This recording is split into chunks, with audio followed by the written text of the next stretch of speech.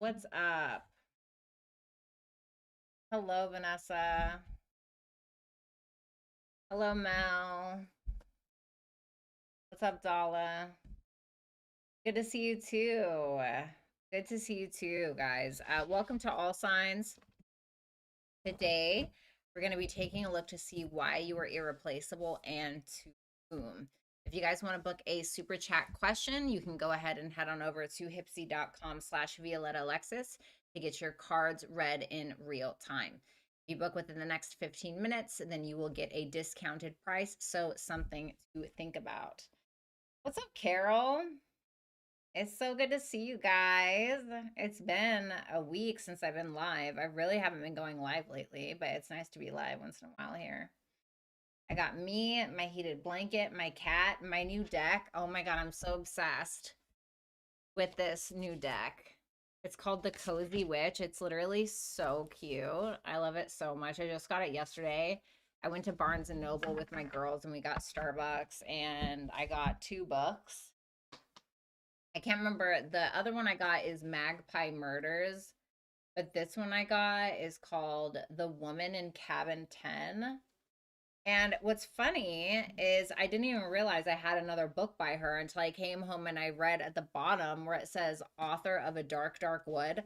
I have that book and I never read it. And so I think it's really interesting that I bought a book by the same author like twice and like really didn't realize it.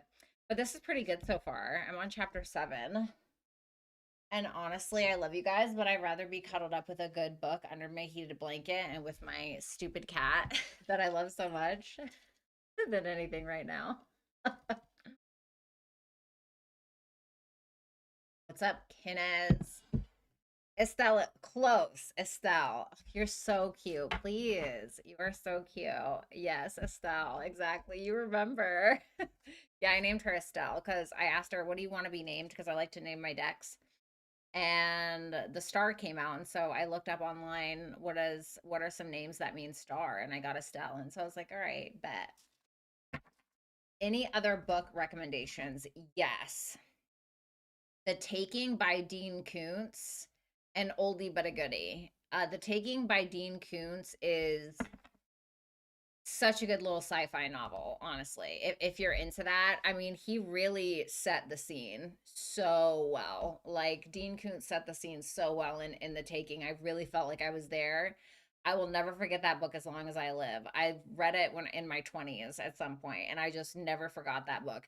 The ending wasn't all that for me, but it was honestly so worth the journey that I would 1000% read it again. One of the best books that I think I've ever read or a series.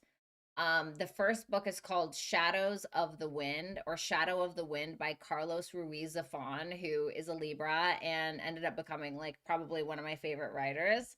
Bertie, what's up? It's nice to see you. That, oh, damn, I'm not gonna lie, that book had me by the throat. That book had me by the throat. Like, if you're gonna read anything, honestly, read Shadow of the Wind by Carlos Ruiz Zafón. I'm really into like kind of darker, kind of gothic or like mystery thriller kind of vibes, sometimes psychological stuff. It's really, I swear, it's so good. Yeah, me too.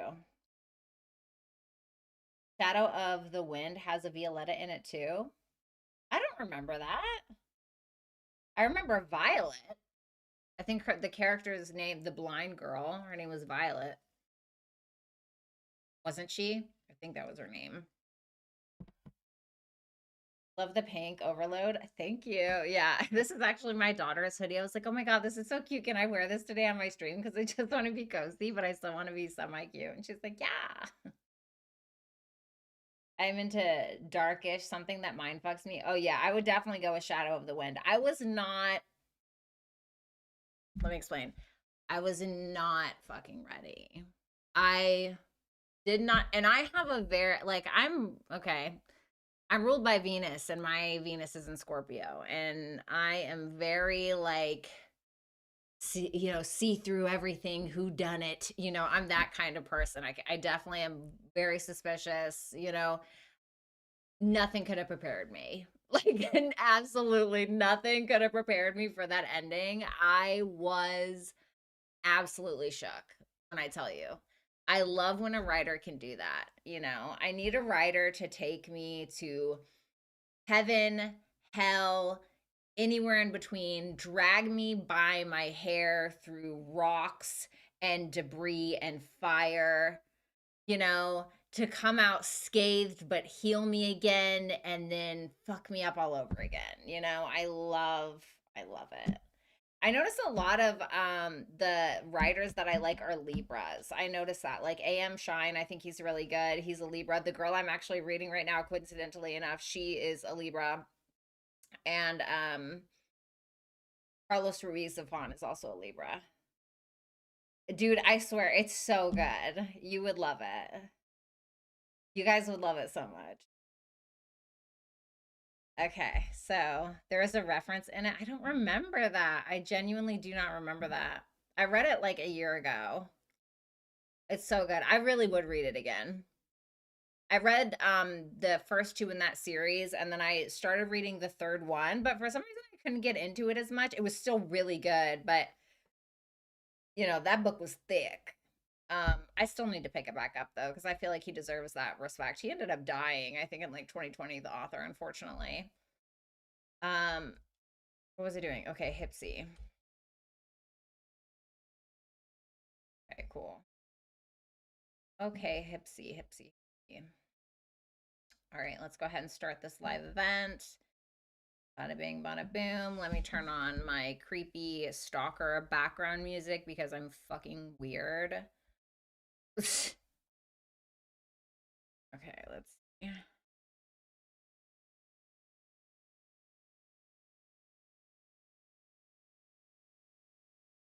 Sorry, I have something in my teeth. Okay.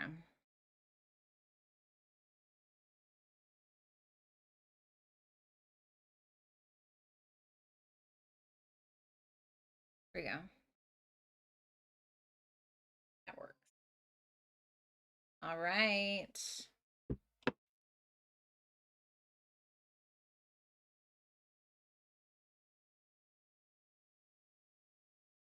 Right.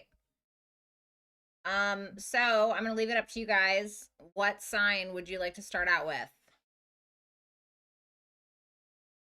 on this Saturday? Whoever answers first gets it.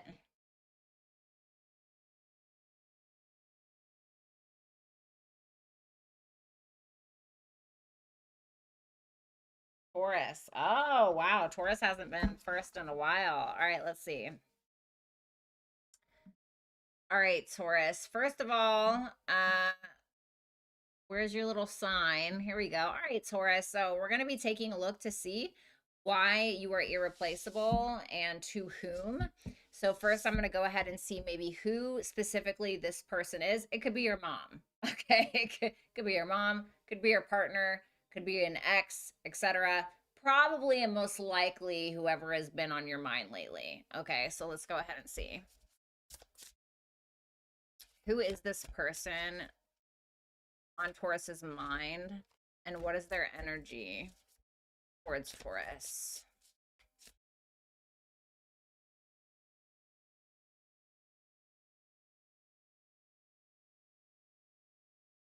Okay.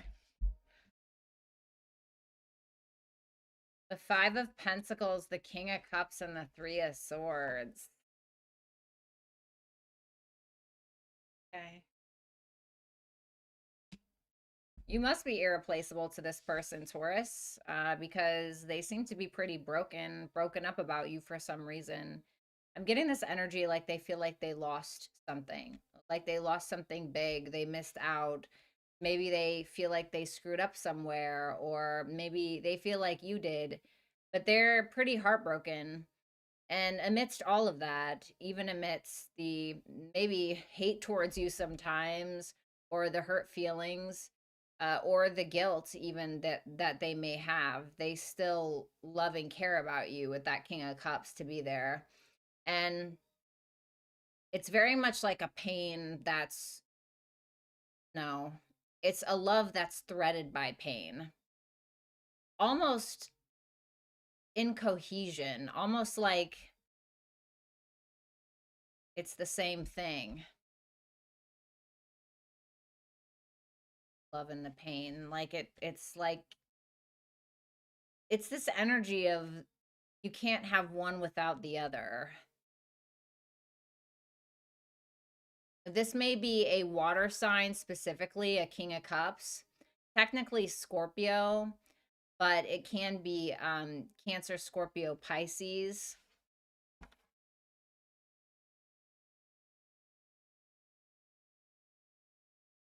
Damn. The Queen of Cups and the Four of Swords. So not only do we have the King of Cups, we also have the Queen of Cups. This is somebody who feels like even though you and them don't always get along, or there's some kind of debacle going on between the two of you, you're still home for them, or you are still their peace in one way or another. Their peace and their travesty, their peace and their chaos. Can't have one without the other, right? That's kind of the energy I'm getting. But the thing is, and I think this is part of the reason why you're irreplaceable to them, is that even though sometimes it's shit, there's something about this connection that makes them feel belonging, like they belong. Because these are a pair. That King and that Queen of Cups, that's a pair. Why does the saturation look so high on this? I look like I'm wearing a filter.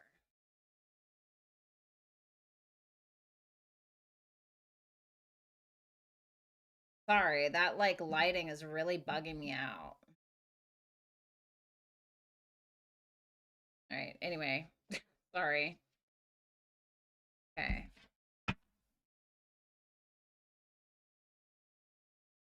Let's see here. You look lush. I look like I'm wearing 6 filters. What's going on here? Okay. All right, let's see. Why is Taurus irreplaceable in this person's eyes?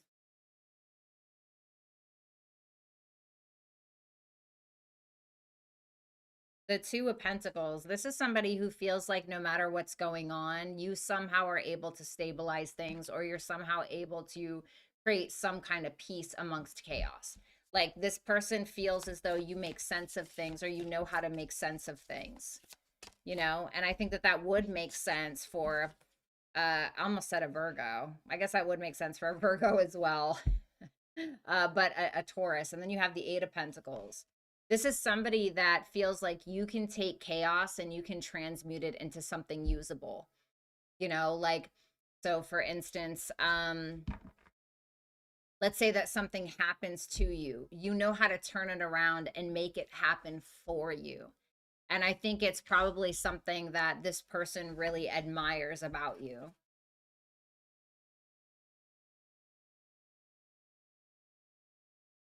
Tell me more.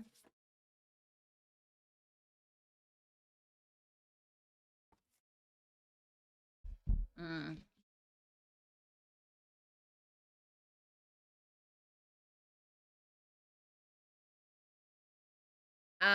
This person feels like you open up people's minds. There's something about like the way, not necessarily the way that you think. I mean, I think kind of, yes.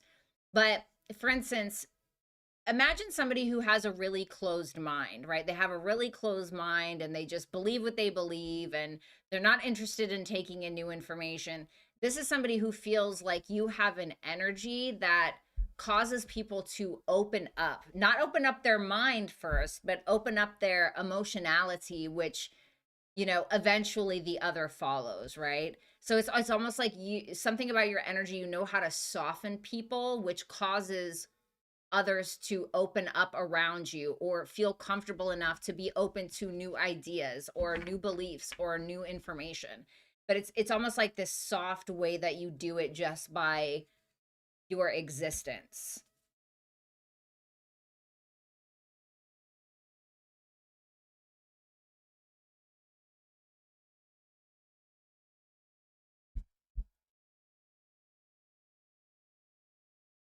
Okay, this is a little, there's too much for me there. I don't need 5 cards. All right, this is good. Uh, I'm telling you, there's something about you being this person's piece. Not that that should, you know, everyone should be their own piece, but you bring this person peace. There's some level of gratitude that this person feels like they have when it comes to you. And this is kind of like the void that you fill, in my opinion.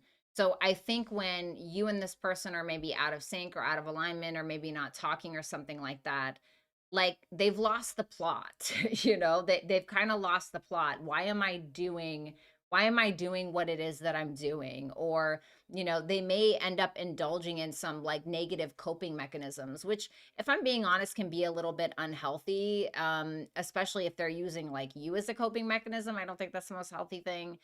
But ultimately, I just really feel like you bring balance into this person's life and you bring a lot of peace into their life. I feel like some of you are very morally sound people, like people who have strong morals or values, or like something like always trying to do the right thing. Like it reminds me of the scene from As Good as It Gets with Jack Nicholson and, oh God, I can't remember her name. But he's basically like a total dick, and he's like OCD, like crazy. It's one of my favorite movies of all time, honestly. It's a little bit older, but he's like a total OCD dick. And like he has to wash his hand 5,000 times, and he has to touch the doorknob 5,000 times before he leaves his house for the day. And he's just like can't stop thinking. He can't walk on the cracks of the sidewalk. And but he's like in love with this waitress. And so she finally goes out to dinner with him, and she's like, he doesn't know how to not be blunt, right? He doesn't know how to not be an asshole. Or, you know, I don't know if I dated somebody with Asperger's, and it kind of reminded me of that a little bit, but so I don't know what his problem is, right? But so finally she's like, give me a compliment, Melvin, a compliment. And he goes, because he's supposed to be taking medication, but he hates pills. And he goes, I hate pills. I absolutely hate pills. And I hate taking my medication. But that day that you rejected me, I started taking my pills. And she's like, yeah, I don't understand what you're saying. And he said, you make me want to be a better man. That's what that reminds me of. Now, I know that was long winded. Maybe you need to go watch that movie. I have no idea, but that's what I got for you. Okay. Enjoy.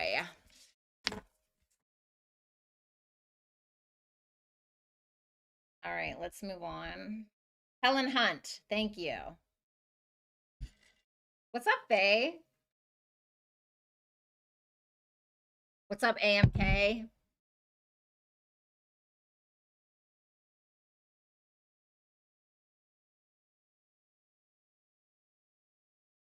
Hello? Woo! Ladies, that was a chill. It was a chill that we just felt. Okay. Here, you want my blanket? You always have to sit here. It's yours. Have the blanket. Just have the damn blanket. There you go. It's all yours, baby. You can my cat loves this. My cat loves that. Loves that freaking heated blanket. All right, let's go ahead and move on to Geminis.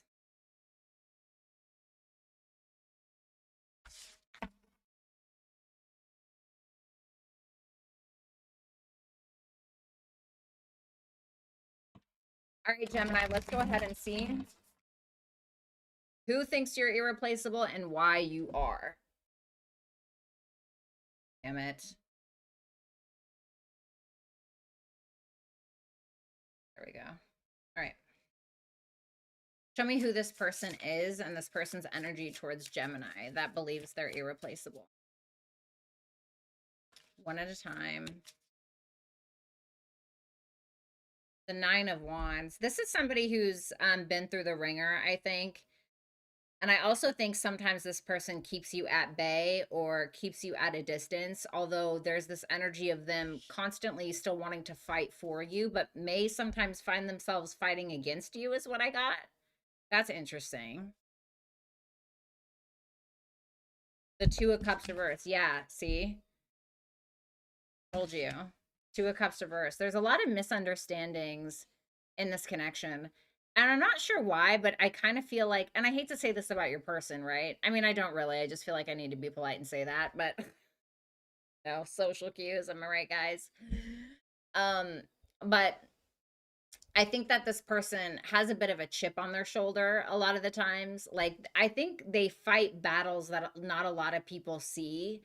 And sometimes it has nothing to do with you or anyone else specifically. It's just what they've been dealt with their entire lives. Like, I don't know, maybe they were abused when they were younger, or maybe they were just always bullied, or who knows, right? Now, that's no excuse to treat people like crap, but I do think this person is like a bit of a warrior, a little bit. They've had to find peace in some of the coldest places, is what I'm getting with that. Give me another one. This is somebody you may be disconnected from, or one at a time, please. Somebody that you may be disconnected from, or there's something that's just not really gelling between the two of you. The Six of Pentacles reversed.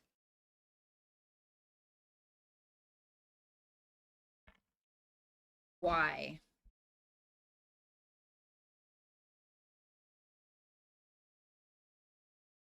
The Lovers.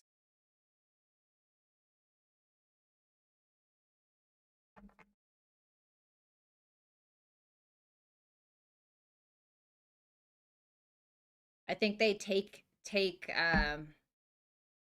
I think sometimes they take you for granted, or even dare I say take advantage, because they know that you love them, unfortunately.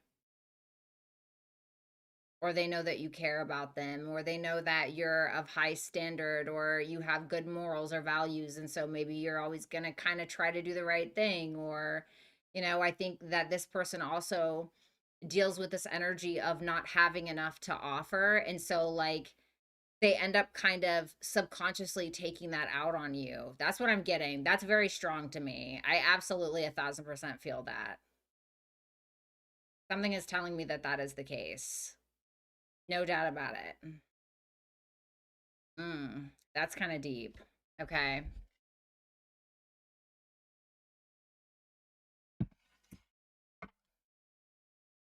Why does this person believe that Gemini is irreplaceable? Wow. Damn. Okay. All right. Some of you guys have a very unique talent that they believe either should be shared with the world, or there's some kind of gift, natural gift that you have shared with the world. There's this level of vulnerability that comes from the star. And that's because the star comes or is born from the tower. And what is the tower? It is chaos, and it is disruption, and it is deep, dark revelations under a very unforgiving reality. And this is somebody who feels like, despite your personal circumstances, you have come out on the other side. I don't want to say unscathed, but more powerful than when you when you went into the fire, or whatever you want to say. And I think because they're of this energy, somebody who is a natural warrior and a fighter, they really respect that in you. And this is somebody who feels like you may have a star quality, if you want to be really literal about it, because, the star can literally be like somebody who has a star quality where people look up to them. Maybe you guys have an audience, or, because of your talent, or some kind of mental gift that you have with the Magician, because the Magician is Mercury. And so I think that this is somebody that looks at you and is like, Gemini could literally be whoever they wanted, or they could do whatever they wanted if they wanted. That's what I think. Okay, tell me more.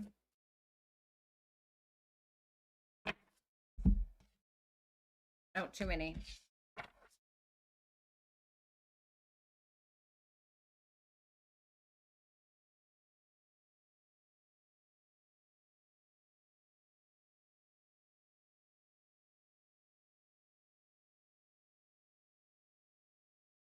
Okay. Oh. This is a very like childlike energy.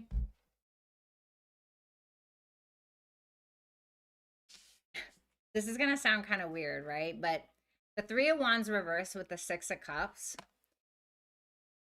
This is somebody that feels like sometimes you may throw perceived tantrums, or you may be upset, or visibly show or vocally express that you are frustrated with something not moving fast enough or whatever, right? Like when you want something, you want it, and you can get very frustrated or adamant when you don't get it, but they see where it comes from, and they feel like there's this childlike part about you where when you get frustrated with them, they're not always seeing like an adult who's really pissed off and wants war. They're seeing like a little boy or a little girl like tugging at their pants leg, asking for love or whatever. I know that sounds really corny, but I think it's something that to them seems very endearing, especially if you're somebody who's kind of been through a lot or suffered a lot of disappointments, no matter how much effort you put into things. Because they feel like you have maybe some regrets in your life, but you keep on putting in an effort, you keep showing up, and I think that they believe that's a bit of an admirable quality.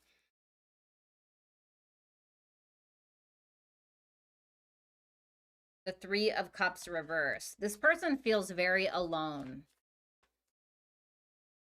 without you in their life. Like, even if you guys are married and you live together, this is somebody that feels like when you go away or you leave the state to go visit family or whatever it is, like they really are just waiting for you to come home, or, and I know that sounds really dramatic, but that's what I feel. The Four of Pentacles. For some of you, this is the person who is, um, mm, they can sometimes be, it's either one or the other. It's either that they can be too isolated and too restrained when it comes to taking chances, taking risks, going out and meeting people, or it's the opposite. Like they maybe end up like taking too many risks or being too social when you're not around, and they feel like it really doesn't do anything for them.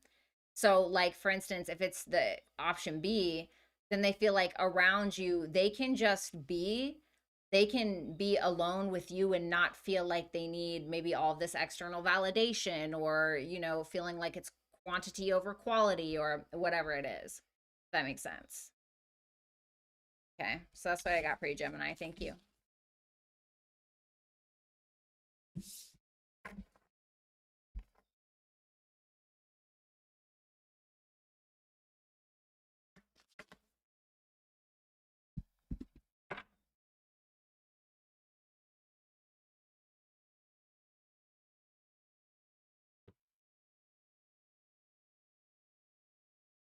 What's up, Candy?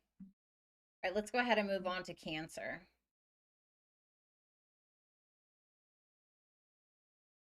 All right, Cancer, what's going on? Let's go ahead and see why you are irreplaceable in this person's life. But first, let's see who this person is and their energy towards you. Show me Cancer's person. One at a time, please.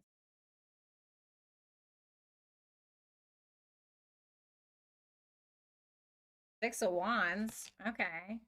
This person may be in the public eye or may get a lot of attention. I think this is somebody who's trying to get your attention. This person sometimes they either feel like they're kind of a big deal or they really like to be seen. The Fool reversed. But on their terms? The fuck? Sorry, excuse my French. The Six of Swords. 2 sixes, huh? That's pretty positive. I heard everything has a meaning for this person. Okay.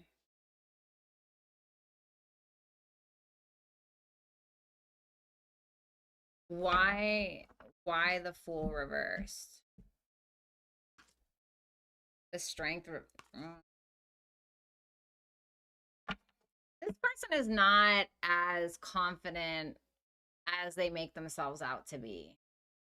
This is somebody who may put on a really good show. They put on a really good show. They show up in their best. They show up in their furs. They show up in their best hair, their best suit, their best personality, their charm, etc.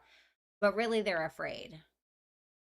This person fears having a trust fall with you specifically, I think. And I also believe that this person fears change. I don't think that they're always confident in the universe, and I don't think that they're always confident in themselves. Again, I think that they can put on a really good show, but at the end of the day, if this person gets too afraid, or maybe if things start to feel too risky, they'll just kind of move on or become very passive or ghosty or something along those lines. The Devil reversed and the Four of Cups. I feel like they can be quite impulsive. If they're not confident in something, they're like, whoa, whoa, whoa, all right, I'm out of here. You know, that it's kind of like a very touchy energy. It's somebody who they're very well aware that they may have some kind of high standard, or they may be very well aware that they're picky. This person may be very picky, okay?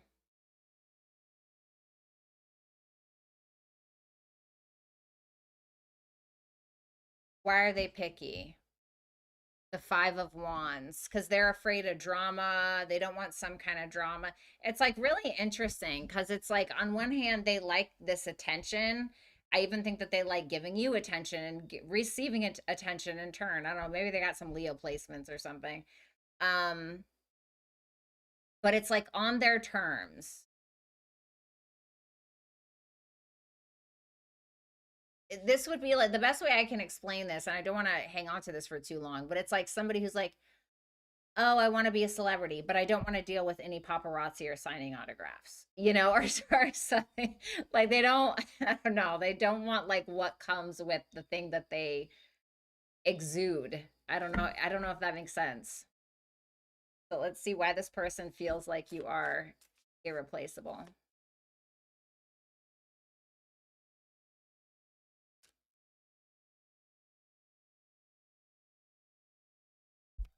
The Hierophant, Taurus energy. This person sees you as a mentor or a guru or some kind of guide, somebody who is maybe sometimes a bit more traditional.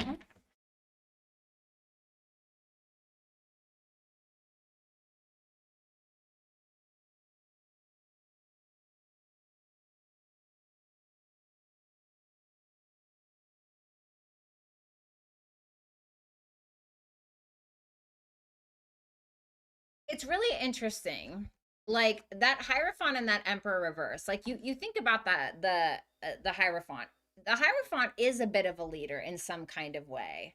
But in a way where he or she is teaching you something, is there to mentor you through something, is very much about aligned values and morals and all of those things. And the Emperor, in the upright, is somebody who has an air of authority. So they're both some kind of authority. But the Emperor reversed next to the Hierophant makes, because this is what this person like values in you. Like you're not somebody who assumes some level of authority just because you understand something or you know something. Like, does that make sense? Like, how can I explain this? Um,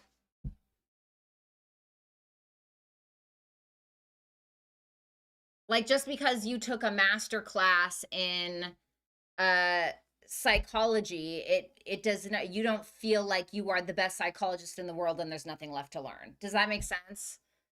Like you don't try to force whatever your knowledge is on other people. You have your knowledge and you're still maybe open to more, and maybe you guys have differing opinions or whatever it is, but they feel like you don't try to push that on them or something along those lines. But I think they value what it is that they feel like you have to teach. I hope that that makes sense.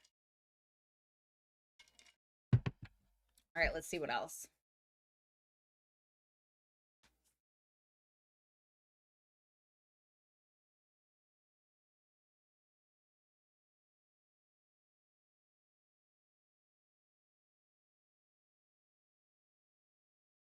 This person feels like you're a healer. I think that you probably met this person when they were in a really shitty place in their life, and you may, and maybe just not even with them, but you may be somebody who offers space or holds space for people that have been through things, for people who are carrying traumas or carrying wounds, and maybe theirs as well. And they feel like upon meeting you or knowing you, you were able to hold space for them. You were able to hold space even though sometimes it was very heavy. Like you're somebody who can handle a lot and make them feel okay or make them feel justified in their feelings. Okay, now I'm hearing that song by Aaliyah, Dust Yourself Off and Try Again or whatever. Ace of Pentacles, the 10 of Pentacle reversed at the bottom of the. So for some of you, maybe this person, their business failed or they had a divorce or, maybe they just have been through a lot or something like that. And this is somebody who feels like you offered them an opportunity that opened up their mind or that was very healing for them, or you helped them see through the misfortune into what can actually change or what can actually be possible. Does that make sense? All right, last one.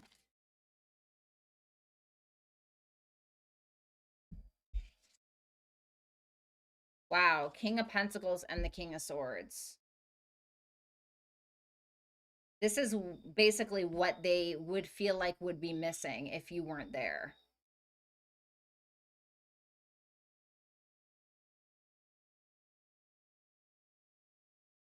Stability, support, logic. I think this can be somebody who tends to get a little anxious, or when they're not feeling totally sure about something, they can maybe act impulsive or irrationally a little bit.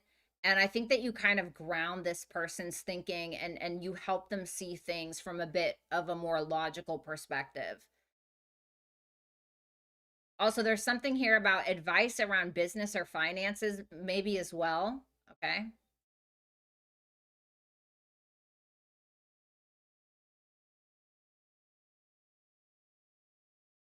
All right. So that's what I have for you, Cancer. Thanks a lot.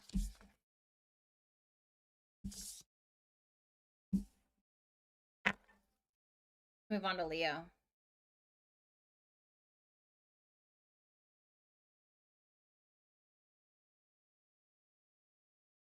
All right. All right, Leo, let's go ahead and see why you're irreplaceable and to whom. But first, let's go ahead and check in on their energy, okay? Show me this person's energy towards Leo.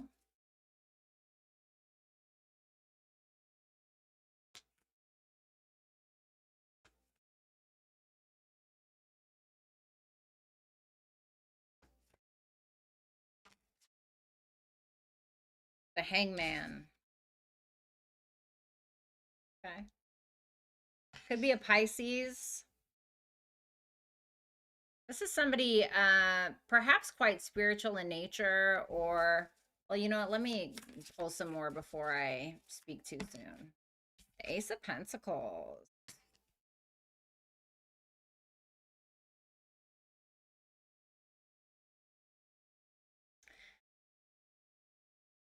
This to me, okay, just in generally speaking, this to me is somebody who can take something like a dream, something that feels very Neptunian or very creative or whatever, and they're able to turn it into something usable. So for instance, let's say that this is somebody who is, I don't know, maybe they love to write fantasy short stories.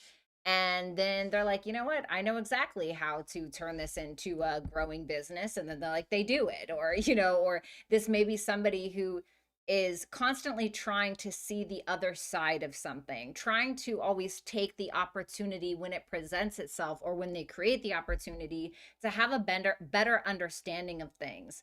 This may be somebody who is willing to sacrifice a lot for you or wanting to always see your side of something. This is also, I believe, someone who has something to offer, or maybe they just believe that they do, but it does feel like it's something pretty grounded. but it's also somebody who may not really be doing anything about it right now, or may just be kind of hanging back and observing the situation. Yeah, very kind of creative Neptunian, the moon, creative Neptunian, mystical, magical kind of spiritual person. Yeah, wow, look at that. The Page of Cups and the Wheel of Fortune. This person is very connected to source, I would say. Okay, maybe it's a reverse for some of you, I don't know, but this is somebody who's very connected to source. I do think that they have a lot of fears specifically regarding you, and maybe even sometimes what they have to offer is what I have to offer good enough. I know that what I had to offer the last person wasn't good enough, right? The moon can sometimes be where we're projecting our past fears or our past pains or our past experiences onto the present or onto the future. And so this may be somebody who tends to do that sometimes. But all in all, I think that this is somebody who's also of the notion of like, well, whatever happens, happens. All I can do is kind of show up as my best and show up in love, and hopefully kind of the rest will follow. Like it's kind of Piscean, meets Jupiter. I don't know, maybe they have Jupiter in Pisces or something. I don't know. But okay. So why does this person think that Leo is irreplaceable?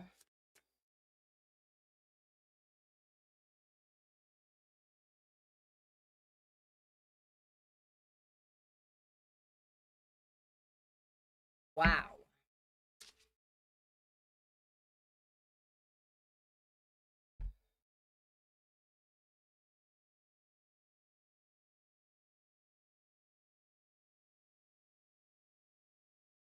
This is gonna sound really corny. Well, maybe you won't believe me. Okay? But this is what I got. Now, I try to be the most non-bullshit reader that I can, especially if you've been watching me for a while. This is somebody who finds you so insanely and inherently beautiful or handsome or creative or just an abundant person, somebody who has so much to offer. It doesn't matter maybe how much you go through sometimes or how much something drains you. You always just seem to be glowing, or you always have some kind of resource that comes from within where you were able to still create, even in your worst moments where you feel stuck or you don't feel creative or you don't feel so sure about yourself. It's almost like this person, I feel like with this hangman, they see you in a different way that you may see yourself sometimes. Because they almost are like, if you saw you as I see you, your life would be quite different. And I think that's what's so crazy to them, is that somebody who can be so talented or gifted or handsome or gorgeous or whatever it may be and still doesn't always see it, and they're just kind of like, yeah, I don't get that, or something like, I know that sounds really corny, but that's what I got.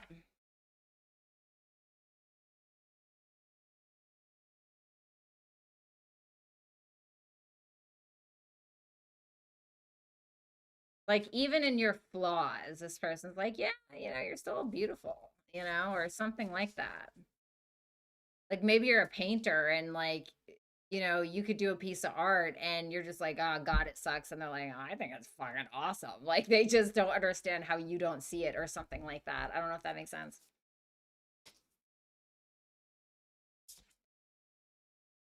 Five of Wands reversed. The Nine of Pentacles reversed. You make people feel welcome or seen.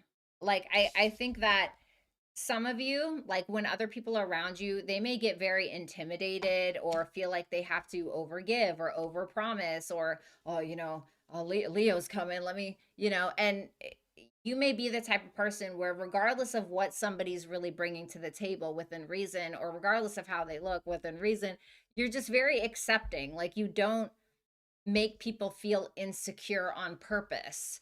You challenge people to question, how am I showing up? And is that really good enough, right? Instead of just being like, well, you may be like, well, is it authentic, and be very accepting of it regardless. Because I think that you're a very stabilizing influence to people. Because I think that a lot of you guys kind of raise the standard, and people who may feel like they're not as good looking as you or are not doing as well as you, like it challenges them to do better, but you try to offer them some level of comfort that allows them to just kind of accept who they are or something like that. That's what I got. I don't know. Let's see. I don't know. One at a time, please.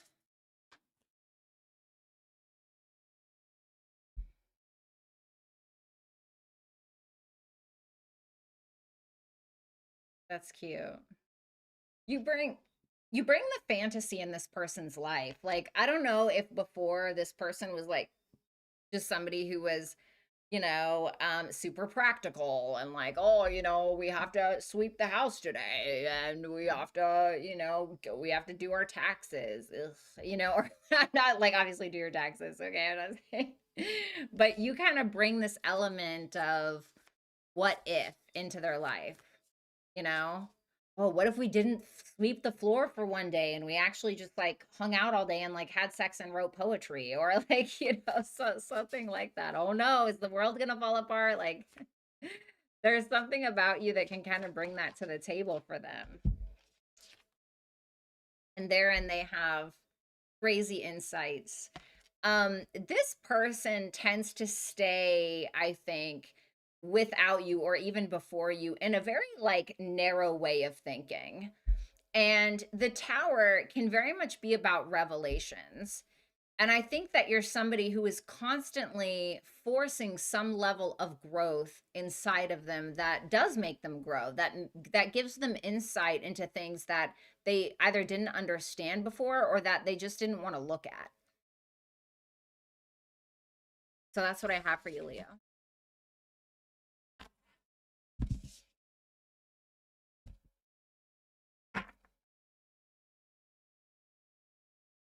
You should move on to Virgo.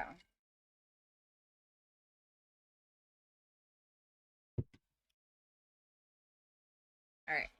Virgo, Virgo, Virgo.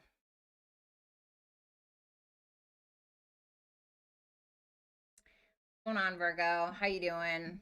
Let's go ahead and see why this person believes you to be irreplaceable. But first, let's see who they are and their energy towards you. Show me Virgo's person.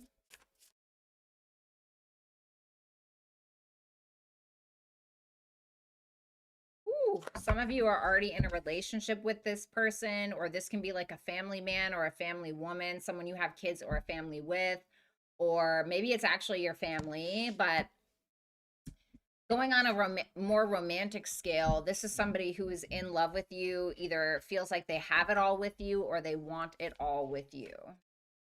That emotional fulfillment, the softness.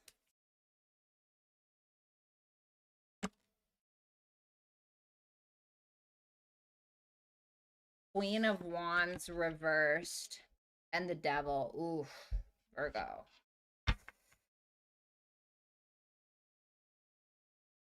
For some of you, this can be a same-sex relationship. Okay, that's obviously not for all of you.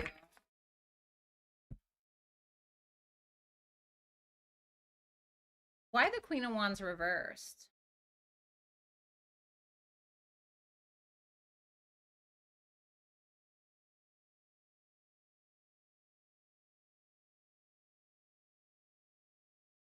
Why the devil?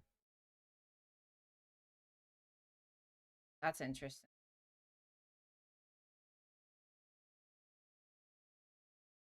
This is somebody who genuinely adores you.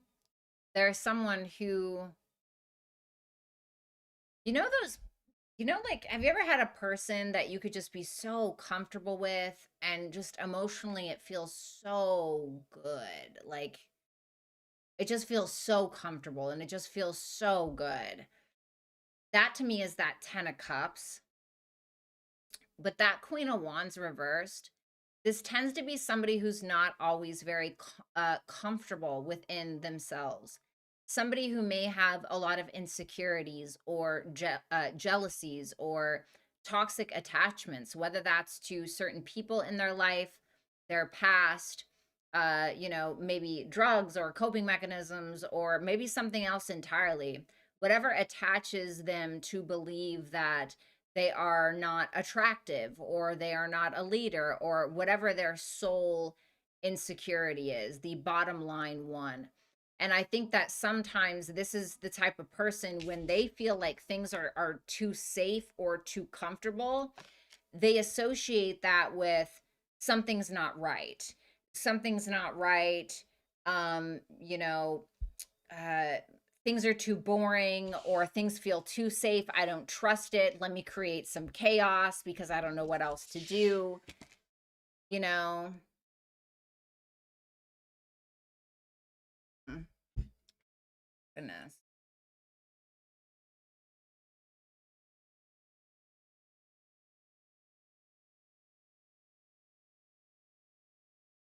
I do feel like this person is very, they have fears around security, feeling secure maybe with their own body, financially, in relationships. And I think a hurt inner child comes out when that fear is triggered. And this is somebody that feels that you are so loving and so welcoming that I think maybe that triggers their fears more for some reason.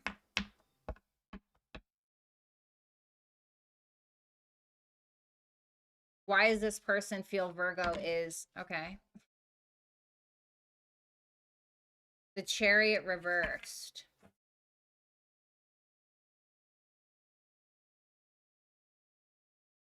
The Death card.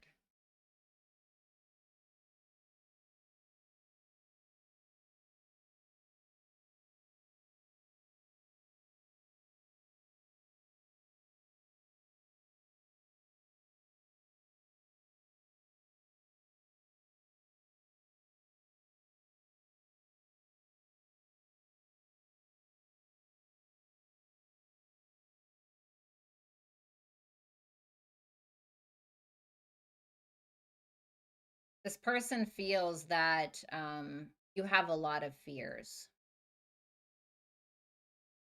And these fears also create some chaos inside of you. Sometimes this person feels like you tend to put things off, either out of those fears or because of some kind of perceived external chaos. This is someone who feels like you are stop before you get ahead. But at the same time, like, what is the best way I can explain this?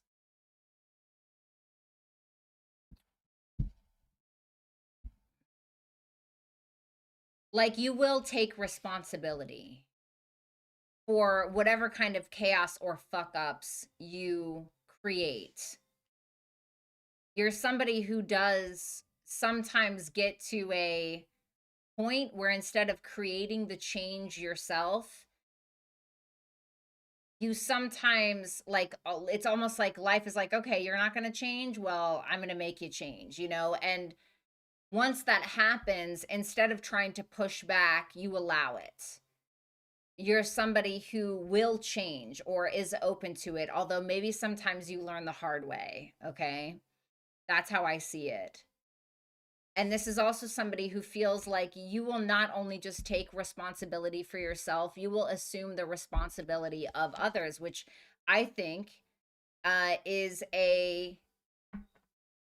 picture of a leader or the traits of a leader. Okay, maybe not waiting for life to change you, but the taking responsibility for yourself and others. You are willing to humble yourself because the death card can be a very humbling card. Okay. Or I also feel like this is somebody who looks at you and is like, if if you feel like something can't be forced, you're not going to force it. You're either going to change something about the situation or you're just going to let it go, you know? And you're going to take responsibility for your part in that. It's like a quality that I think this person kind of admires about you, maybe. Show me more. The Hermit reversed.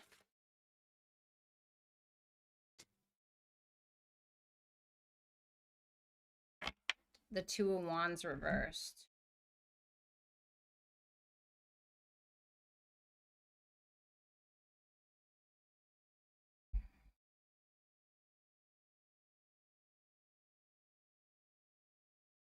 This is somebody who feels like you make others think, and I think that you make them think.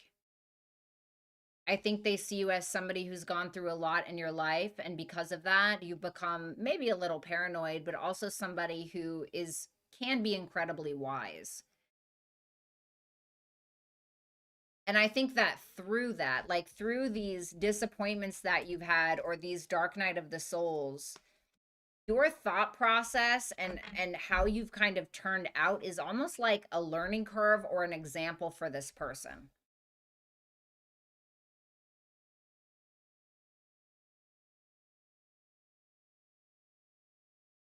Interesting. Okay, what's the next one?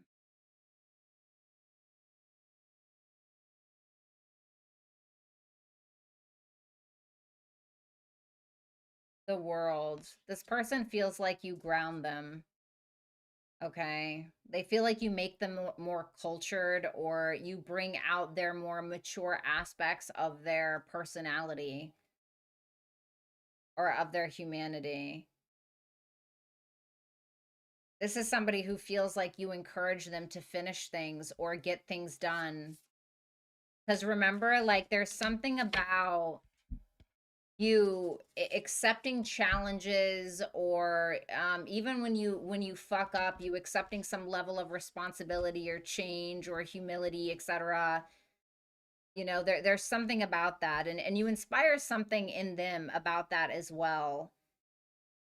You're somebody who emotionally grounds them, I think, especially because I think this is sometimes maybe this is someone who didn't really grow up in a very safe environment or something like that, and you know, they kind of associate um chaos with love or something like that, and so subconsciously they seek that out or they like something like that, and so you ground this person a bit. Okay, so that's what I got for you. You make them more emotionally mature. That's what it is. Thank you.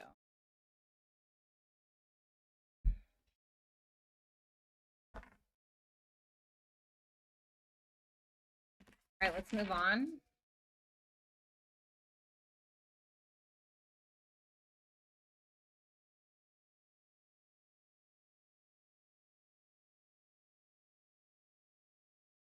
Libra. All right, Libra, what's going on? Let's go ahead and see what's going on with you. Why you're irreplaceable and to whom. First, let's go ahead and check on their energy towards you and who this person is.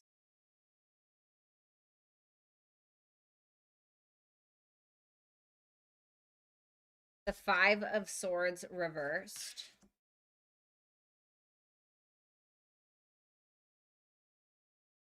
The Page of Cups reverse. This person sometimes feels like a bit of a victim in their life. They sometimes feel like no matter what they do, they just can't ever win. And so they start feeling pretty down on themselves. They may shut down emotionally. Sometimes this person may become quite emotionally immature towards you or others because they feel like they don't really have any control.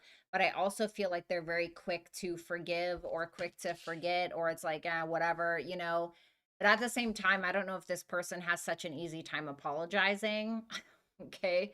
Just because that Page of Cups reverse next to that Five of Cups reverse makes me feel like someone who rather just let things, oh well, let's just not talk about it, or whatever, so that way they don't have to take accountability. Maybe Eight of Wands reverse, Three of Pentacles reverse. I don't really want to talk about it. We can just agree to disagree. I think that's this person's energy towards you sometimes.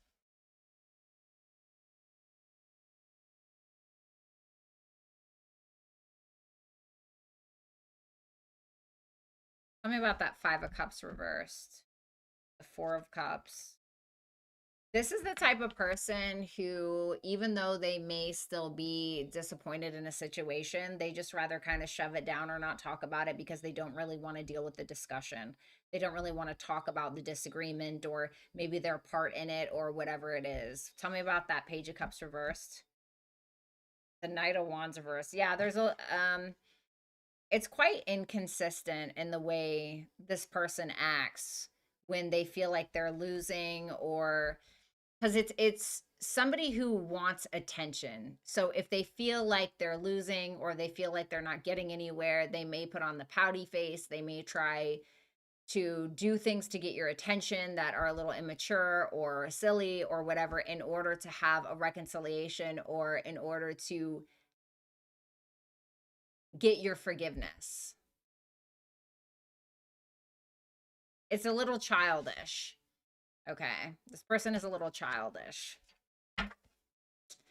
So let's see why this person feels like you are irreplaceable.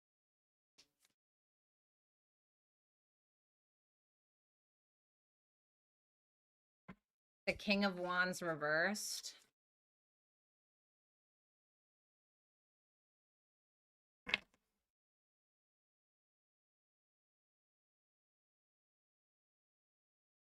You're going to be mad at me. For some of you, I'm getting two different scenarios, okay?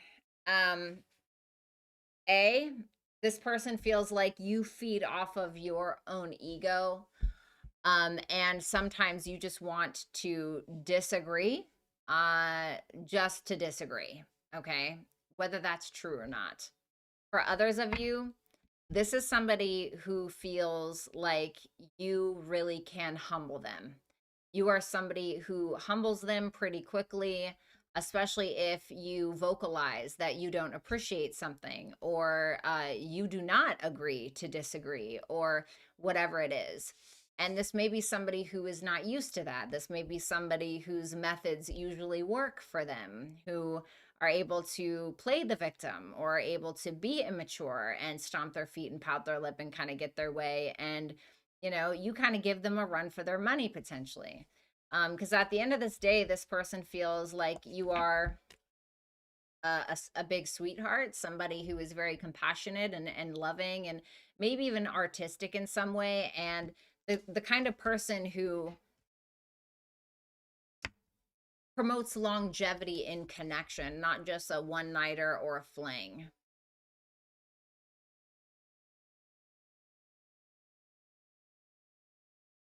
You make this person feel stupid. Like I swear, and I'm not trying to say that in like a bad way, but I think this is somebody who tends to feel either very macho or somebody who's always like, oh, I'm always right, or this always works on girls or guys or whatever. And then you're over here like, actually, and it doesn't. And I think that they secretly like that because it gives them a challenge. Tell me more. The Page of Wands. The Temperance. This is somebody who feels like you're very inspiring to people. Like you're somebody who's very patient and inspiring and motivated. And I think that they've seen you do something where maybe you weren't so confident in maybe doing a bodybuilding show, or maybe you wanted to be a teacher or a life coach, or I don't know, right? And you weren't really confident, but you did it anyway and you made it happen, or whatever it is that you've done. And in turn, it has inspired them.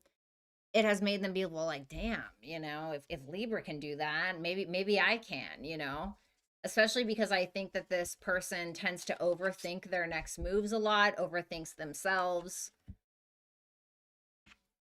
and you just kind of do something with ease. Like there's something in your life that you do that is with such grace or ease, and you don't try to take shortcuts. And I think that inspires others. They feel like that inspires others. It certainly inspires them. Like it's just a very experimental, fun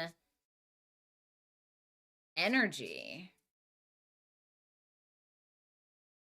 Like they look at you and they're just like, Libra can literally feels like they can do anything, you know, or how did they make that happen? Or it's something like that.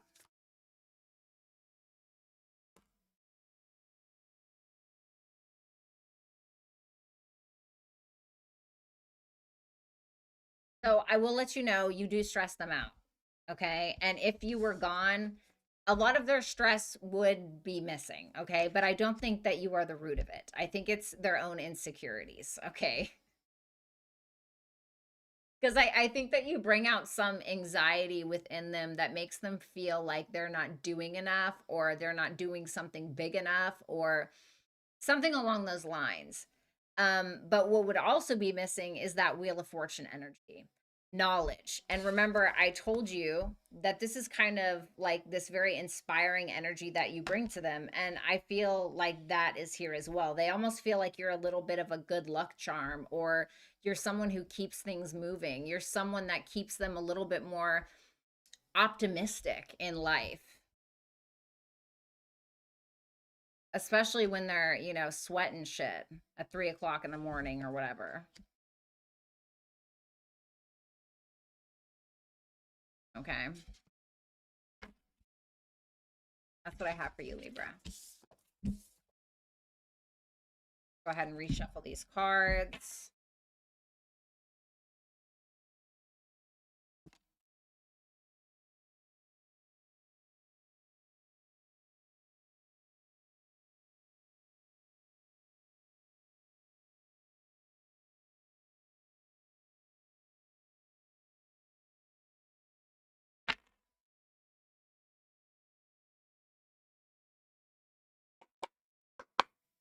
He stresses me too. Period. What's up, Kismet?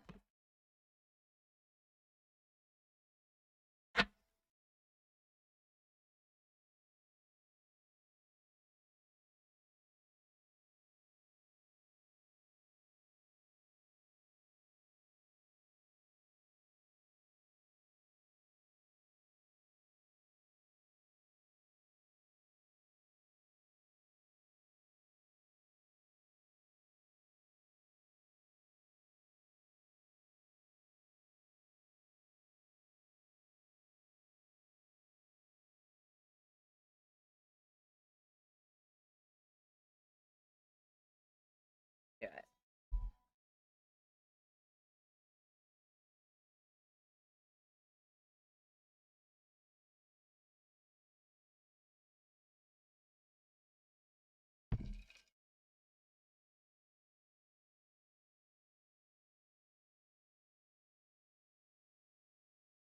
I. Okay.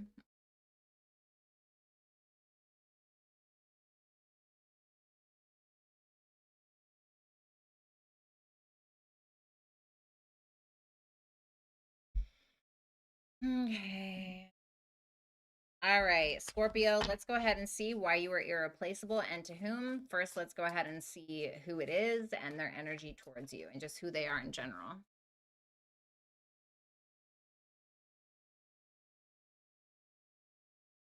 The devil, it could be a Capricorn.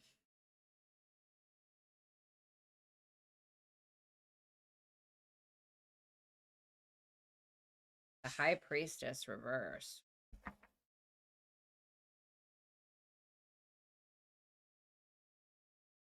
Almost like this.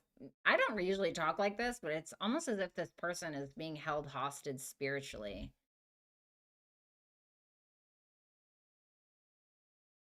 This is somebody who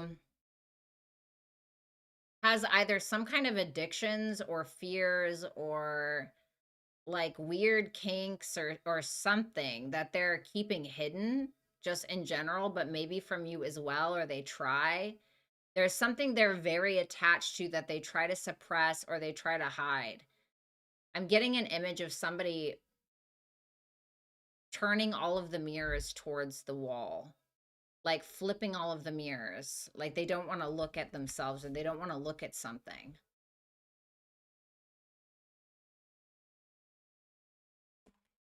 All right, one at a time, please.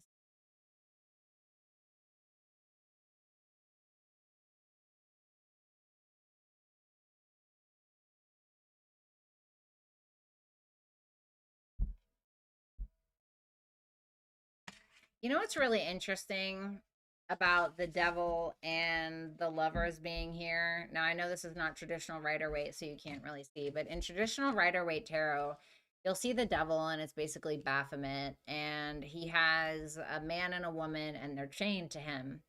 And the man on the woman is actually the two people that you see on the lovers card. And, you know, they're starting to grow horns on the devil, which is basically just symbolic of you're becoming what you surround yourself of, right? So, like, if you surround yourself with porn or drugs, you become a drug addict or a porn addict or whatever it may be. And there's something about that. There's something about what this person associates with or whom or whatever that really holds them back from some kind of potential that they don't even trust anyway. But really, if you look at the devil card and you see the chains around the two people's necks, they're incredibly loose. They could take it off at any time. They really can. It's just a mindset. And I feel like that's this person. And I really feel like they know that. Like their higher self, there's always some kind of battle between their lower self and their higher self. And then simply not trusting either one. And then that leaves them where? And I think that this person loves you, but I also think that there's some form of control or need for control that they have when it comes to you or what you're doing. You know, there's like a suspicious mindset. They're not confident in themselves, although I think that they try to remain optimistic. I think that this is somebody who sees you as family or sees you as, you know, their partner for life or someone that they want to marry or just be with or someone that they are together with, whatever it is. But I think a lot of these doubts come from themselves. Why is Scorpio irreplaceable to this person?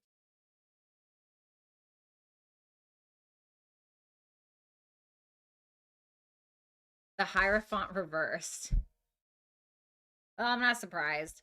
That's Taurus, your opposite sign there. This is somebody who feels like you're quite rebellious. You don't go with the norms, you go against them. You know, it's not like you're a rebel without a rebel without a cause, but you're somebody who's not going to conform to something just because someone tells you to. You're not going to hold back in regards to what you believe in. The Hierophant reverse is somebody who is non-conventional, or excuse me, unconventional, you know, again, is non-traditional, goes against the norms, is maybe has a different way of thinking or viewing the world, or maybe is somebody who prefers, you know, a polyamorous kind of relationship, or who knows, right? But you're the type of person who thinks outside of the box. And I think based on what I'm seeing here with them kind of being a prisoner of their own mind or their addictions or whatever it is, I think that they look at you and they like that because that's probably a quality that they feel they need to adopt as well. You have the King of Cups as well. Wow. This is somebody who feels like you're almost a therapist or you're somebody who is therapeutic. You're somebody who's very emotionally balanced. You can withstand a lot. You know how to keep a secret, maybe, or, you know, you are somebody who is very stoic in their emotionality. You can hold space for others and for yourself without losing your shit or breaking down on aisle 5 in the grocery store. Like the 9 of Wands. This person feels like you're a lover and a fighter, baby. Lover and a fighter. You're very composed. and you're hard to erase. You're hard to buck up against. You're hard to kill, metaphorically speaking, figuratively, whatever the fuck. You're not somebody to be taken down easily. Because while there's a softness to you with that 6 of Cups, that 7 of Cups reversed behind it says that you are very realistic in your vulnerability. You may be very sweethearted and kind-hearted, but you will also reality check a bitch, for lack of a better. Okay? We want more here.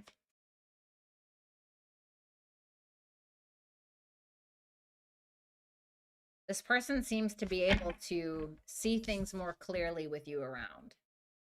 They see through themselves, through others, through bullshit, through too many. Through their own limitations, I heard. 8 of Swords reverse, yeah. They're more decisive. Because there's some kind of certainty that your presence brings. And without that, they feel more indecisive. They feel more stuck in the past. They feel more insecure. They feel less welcoming to people. There's some kind of shame that this person has. Okay, that's what I'm getting. Thanks a lot, Scorpio. That's what I got for you.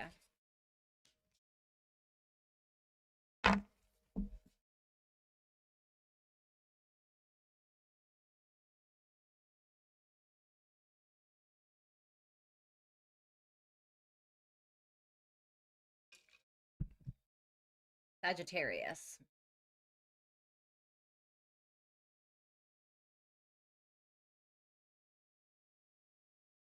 All right.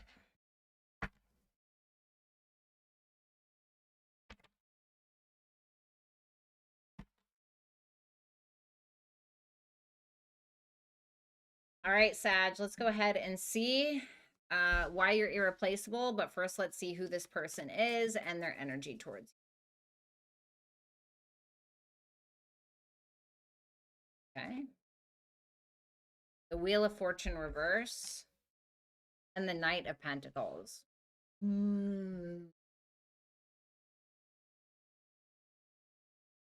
right, I'm just kidding. I'm not trying to make fun of your person. Okay. The Wheel of Fortune, when it's in reverse like that, it's somebody that has a hard time letting go of control. It's somebody that has a hard time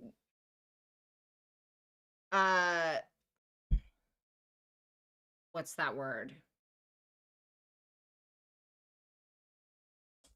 Like when you take from something. I don't know, taking the lesson from their experiences and applying it so that way they can move forward. This is somebody who may be a karmic partner in your life, or somebody that you have had a off again, repeat, wash, rinse, repeat kind of situation.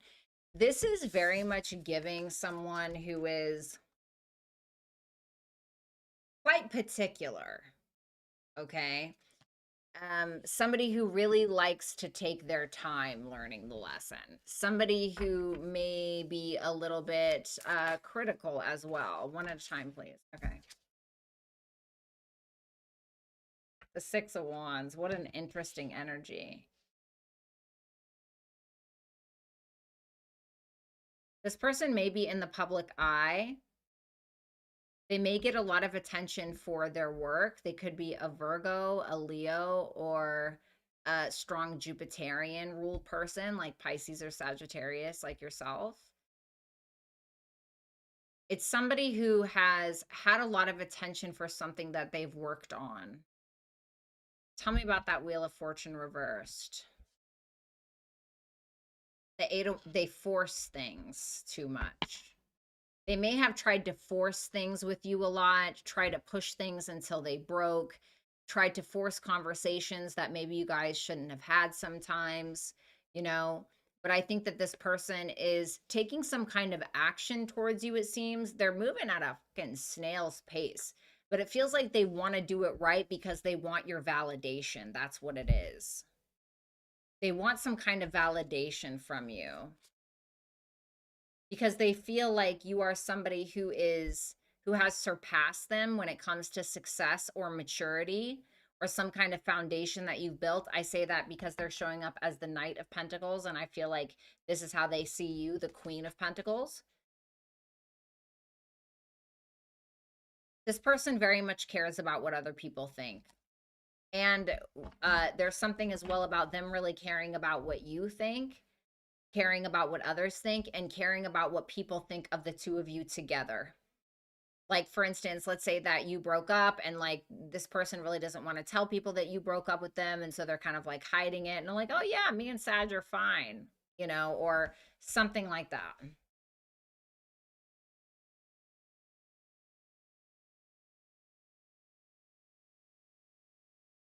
A little self-righteous. Like they're talking about everything and nothing at the same time. Like a little bit of a know-it-all, but they still kind of have a lot to learn, I think. Let me put it like that. Okay. What makes Sagittarius irreplaceable to this person? Two of Cups. Oh, they feel like you understand them more than most, you know? They think that you're somebody that's very easy to get along with, that you're just a sweet, kind, loving person, or at least you can be, you know? The pumpkin to their spice kind of thing.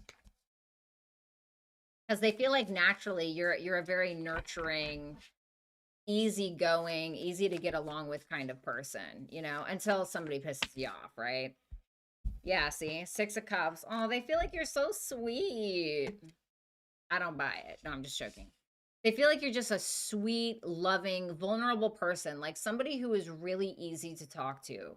Somebody who is very vulnerable with others and somewhat to a point, maybe a bit transparent, which makes them feel more comfortable to be transparent and be vulnerable and open up and things like that.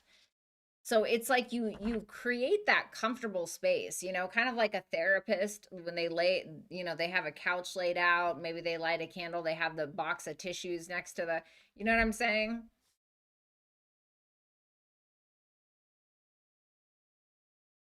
Okay. But this is also somebody who feels like, you know, fuck around and find out when it comes to you as well. And I think that they see that as really funny because on the surface, you can be very sweet and loving and caring, but underneath, like you will not submit to games or bullshit. You're like, oh, okay, you wanted to try me today. Okay. You know, like it's kind of that that energy, you know. It's almost like a nice, nasty kind of vibe. But I think they like that. Okay, what else?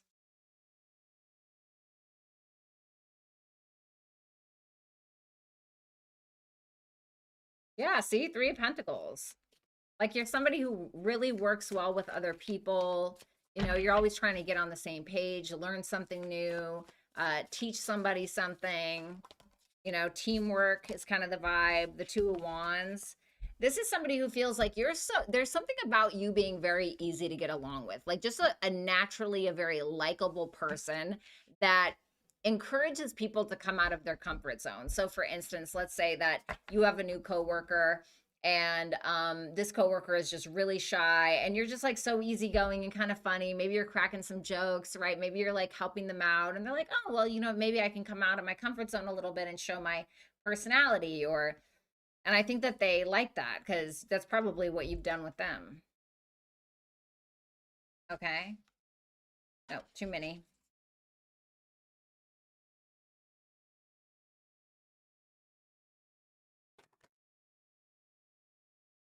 They feel a lack of contentment when you're around. Like when you're around, there's something about them where they feel more gratitude. There's something about your presence or your energy or your relationship with them that makes them feel like I don't want to say have something to live for because that's a little dramatic, but They have more of a reason to be grateful than they were before. And you always have a reason to be grateful, but with you specifically. The temperance. Yeah, you make them feel great. I mean, the temperance is you, it's all about you. There's contentment that they find in your presence or around your energy because you're just so comfortable. Like, from what I'm seeing here, this is somebody who really values the fact that you can just be you. Like, you can just genuinely be you, and that's just good enough. And you make people feel so welcome in your space that it lets people kind of be like, well, you know what? If Sagittarius can be cracking jokes and comfortable like this or trying this new thing, you know what? I can too. It's a very like encouraging energy because they see the value in that. They see the value in the kind of, I think that you have influence over this person, whether you realize it or not. Because there's almost is just something about your energy from what I can read that feels so casual, but it's so impactful. It's so impactful. You've done a lot more for this person than I think that you think. Okay.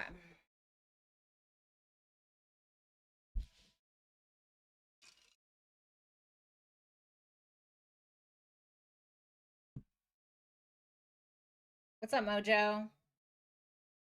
Right? Capricorn.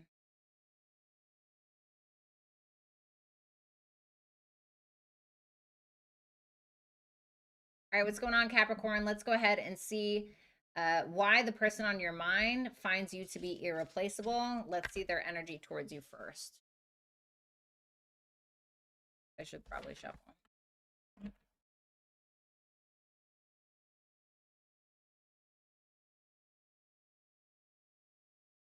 You have Cancer and Virgo here, the Chariot and the Hermit. This is cute. Okay.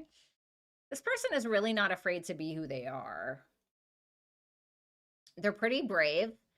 And there's a lot of there's bravery in being who you are. And I say that because the Chariot is about pushing through some level of fear in order to have a victory. Well, pushing fear around with what? Being courageous about what? The Hermit. The Hermit is the self. It's about a sense of self-awareness. This is somebody who is incredibly, probably intelligent and very self-aware. Somebody who may be quite literally a bit of a hermit, somebody who enjoys their solitude, or, I feel like this is the type of person that is not afraid to go to the club by themselves. You know what I mean? They're like, yeah, it doesn't bother me. Even though there might be a little fear there sometimes, like I think this person is so grounded in who they are, it doesn't really bother them that much.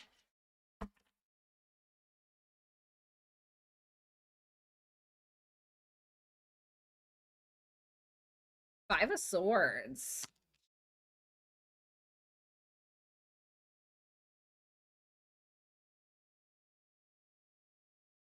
What's that Five of Swords about? The Ten of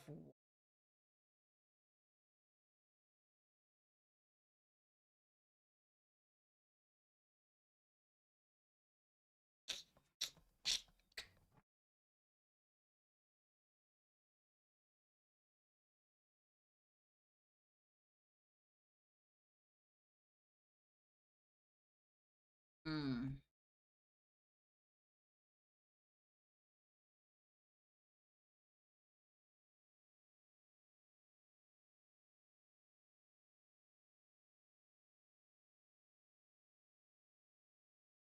The Five of Swords can be somebody who's incredibly determined, right? Very determined to get something, do something, be something. And when I asked what the Five of Swords is, I got the Ten of Wands. It's somebody who takes responsibility, somebody who carries the weight not just for themselves but for the others, but also believes that there's a means to an end, also believes that everything happens for a reason.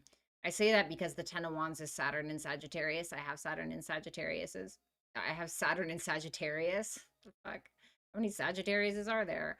um and it's about, no matter the hardships you go through, understanding that there is a reason. And I feel like this person, even if there's not a fucking reason, they're gonna make sure that there is, you know. So like, if something happens to me, or if I go through some shit, I'm gonna fucking make something out of it, or I'm gonna, you know, whatever. I'm gonna blah blah blah, you know.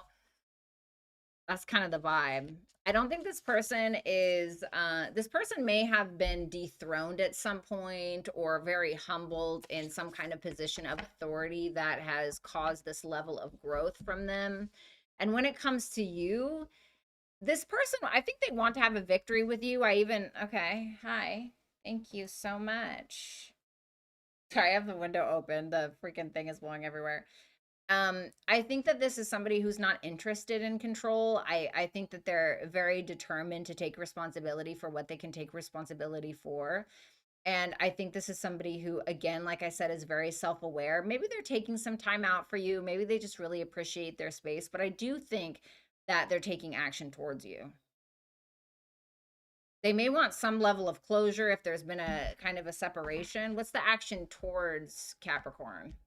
The Queen of Cups. Yeah, this person is in love with you or loves you. Cancer energy again. Okay. Why does this person find Capricorn irreplaceable?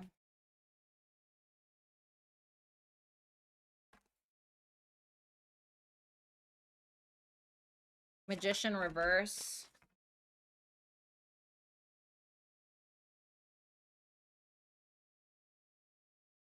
Ten of Swords reverse. I mean, the Ten of Swords in the upright.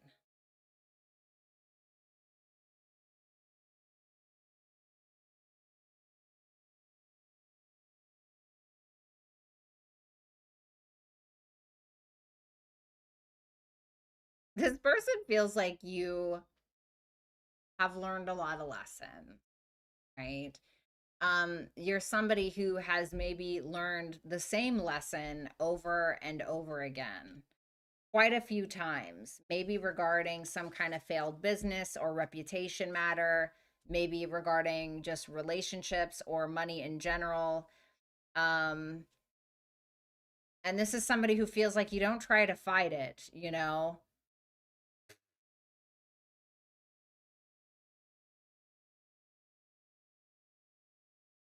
You've had a lot of forced evolutions in your life that have caused you so much self doubt. And I think that they see themselves in you in that way. Three of Cups. And they feel like even with what you've been through, you can still allow yourself to be personable and friendly and kind and caring to people.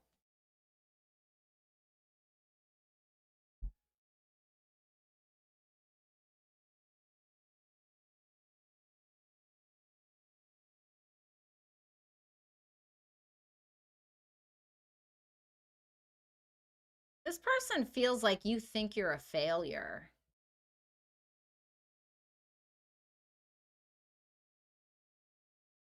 I don't think that they see you that way, though.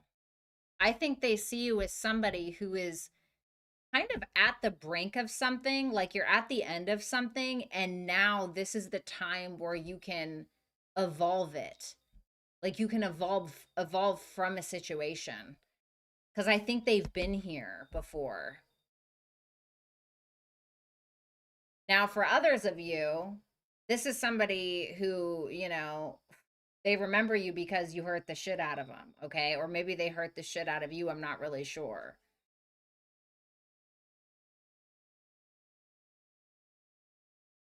What a weird vibe. Okay. Show me more. Okay. You know, this is somebody who feels like you really are, you're helpful towards others. This is Sun in Virgo, the Eight of Pentacles. You're somebody who's really willing to raise the standard or work the standard, put in a lot of effort towards helping other people that need to get things done. You know, for instance, maybe you always help friends move, or maybe you always help them with their art projects, or, you know, maybe you're always giving some kind of advice. There's some level of service, there's something service oriented about your nature that they find is admirable.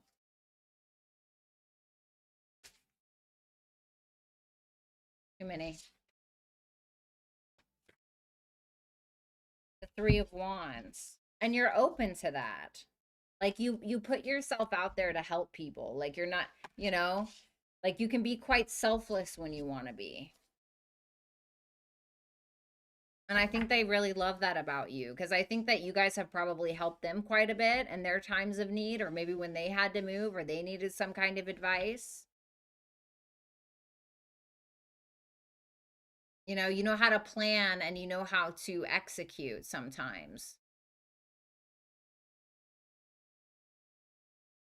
And you're not afraid of doing the work when you are a Capricorn. You're not afraid of doing the work. Okay.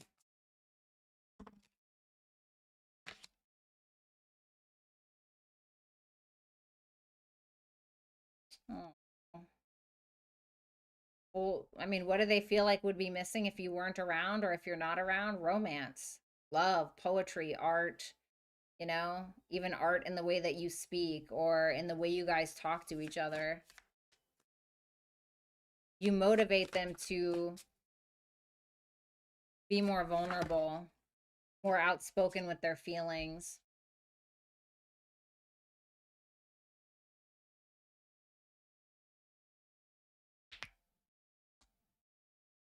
I think if I'm going to be honest with you, I think that they make bad decisions sometimes when you're not around because they feel like they don't have somebody to be accountable for. Okay. If it's not that,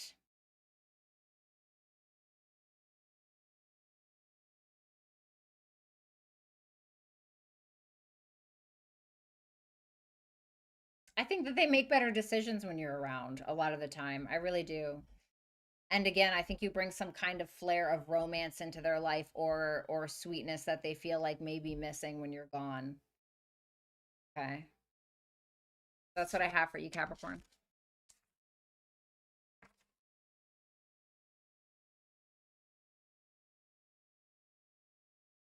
All right, let's move on to Aquarius.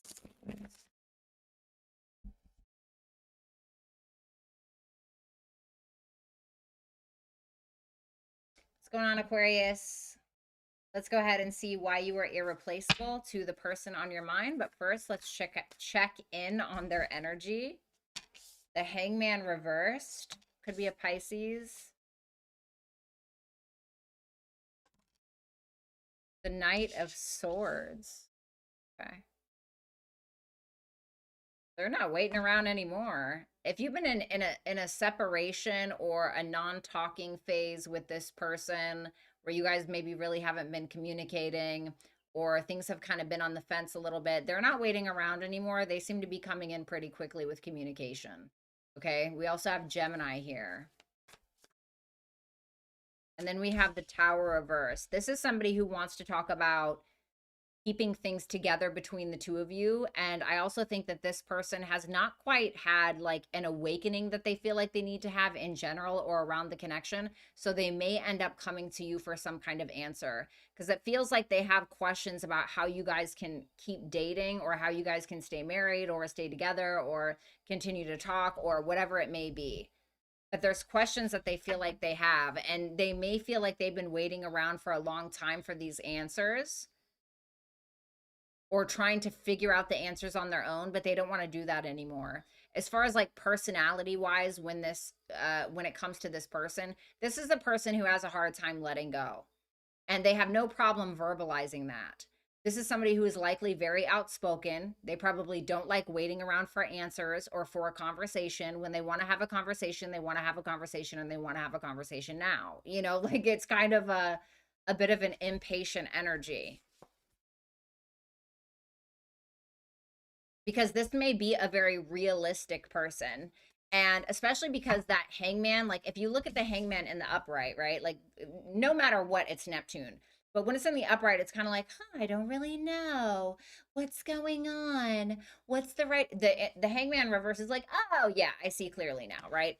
And so, especially with that Knight of Swords as well. And so I think that this is that kind of person. But sometimes they may need confirmation or they need validation that that is the truth or something like that.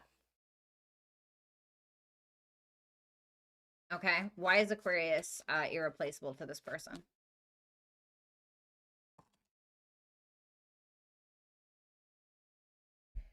This reminds me a little bit of Beth from Yellowstone. Okay. Um, they feel like you are somebody who tends to doubt yourself sometimes, right? Like we all do, or you have some kind of insecurities, or you may be ashamed of certain things about yourself that you don't really want people knowing about, or whatever. But you're just kind of like, ah, yeah, I know that that's me, and I'm just kind of at peace with that, you know. For others of you, if this person is more so a Queen of Wands reversed energy, then I would say if this is a person who doubts themselves a lot or is very jealous or angry all the time, you may have a very calming presence, or you bring a very calming presence to this person. For others of you, you are somebody who has a lot of people who are jealous of you and hate on you pretty consistently, and you are pretty fucking unbothered, which I think that that would be more of the case just because you are an Aquarius after all. Yeah, justice. Okay, that's fine. You don't need to come in my space. You know, it's like you have this uncanny way of being able to make a decision that is separate from feeling. You know, like maybe you just are quick to cut a bitch off, or you know what I mean? You're very particular when it comes to who you allow in your space, something like that. I love reading for Aquarius. I really do. All right. Show me more. The King of Wands. This is somebody who feels like you're very attractive. You are a leader.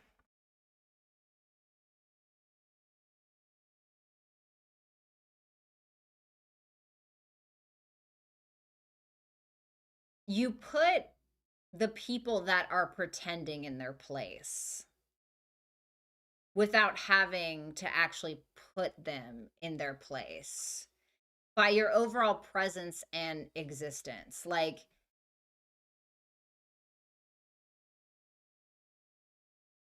you know, when somebody walks into a room or at a get together and they like are the loudest in the room, and they're like being very performative and they feel like they need to put on a show, and then like the real confidence walks in the room and it's like the room gets quiet. You're that in their eyes anyway. You're that.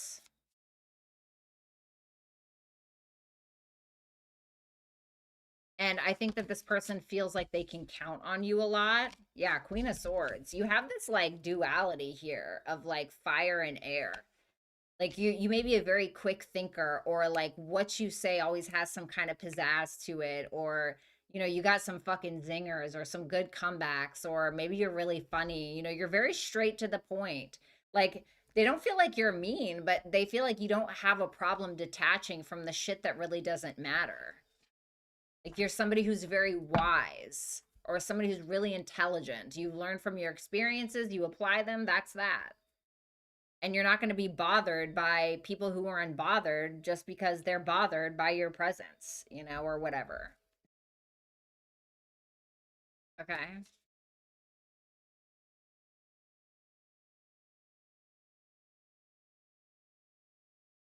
This person is more certain of their future when you're around. When you're not around, the Ten of Pentacles reverse, they care too much about what others think when you're around, when you're not around. When you're not around, they're like, oh, what is this person thinking of me, or what? But there's some kind of confidence that you have, or some kind of air or aura about you, where them standing next to you makes them give a fuck less about what others think of them. Yeah, their insecurities, Empress reverse, feeling like they don't have value or they're not good looking enough. When you're around, they're like, yeah, I don't really give a shit, you know? Because I think that you help them see the truth in how they've settled in their lives, or, you know, how they've kept themselves in illusion, and how that has impacted the way that they think about what other people think about them. Does that make sense? Love that energy, honestly. Let's move on to Pisces.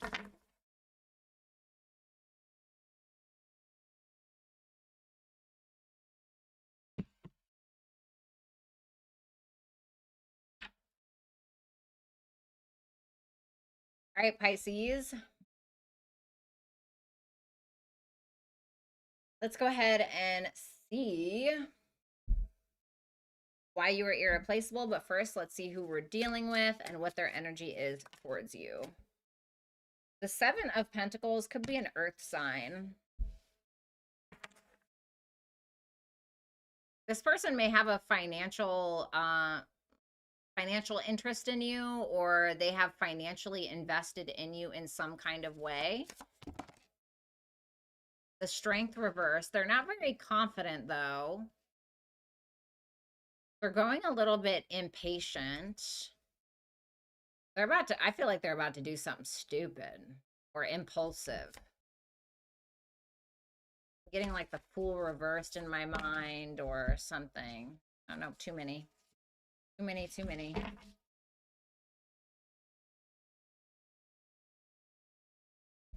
The King of Pentacles reversed.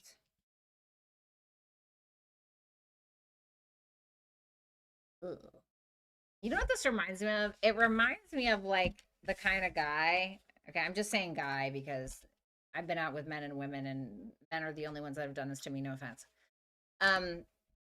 But it's the kind of guy that'll like take you out for 3 dinner dates, and then when you still don't sleep with him on the 3rd dinner date, you know, he's like, oh well, you know, he's like throwing a fucking tantrum about it or whatever. Like that's the vibe that I'm getting, and I'm not saying that's what it is, but that's the vibe that I get.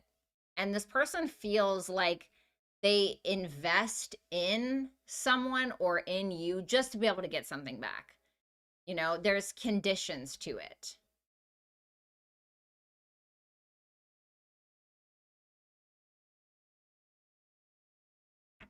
We all know how much I love the King of Pentacles reversed, right, guys? I think you have a history with this person with that 5 of Cups and that 2 of Pentacles. Tell me about why the Strength is reversed. The Sun, oh, it's all ego. It's so ego. It's entitlement. That's what it is. It's entitlement. Well, I've done this for you. You should be doing this for me. Just because you bought me a burger 3 times in a row doesn't mean I have to fuck you, you know, or like whatever it may be. Jesus Christ. All right, let's see.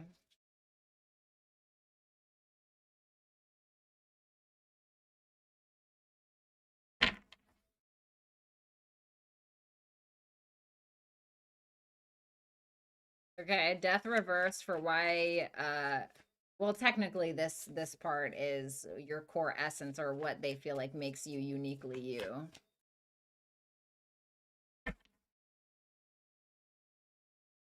For some of you, they feel like you never let go of a grudge, you know? They feel like you will stand up in the face of adversity. You will not back down. Because you think about the death card, right? It's reversed. So the death card, this says broom, but it's the death card in this deck. The death card, if you look at it in traditional Rider-Waite tarot, you're gonna see a king who's like begging not to be dethroned, right? He's like, no, you know, and it's like, well, death is taking you. There's really nothing you can do about it. When the death is reversed, it's like, no, we're upholding that. And then the 7 of Wands is like you're maintaining some kind of stance on something. Like you refuse to be dethroned. You know, you refuse to back down in some kind of way when it comes to maybe it's your beliefs, maybe it's just like who you are. I don't know, right? See.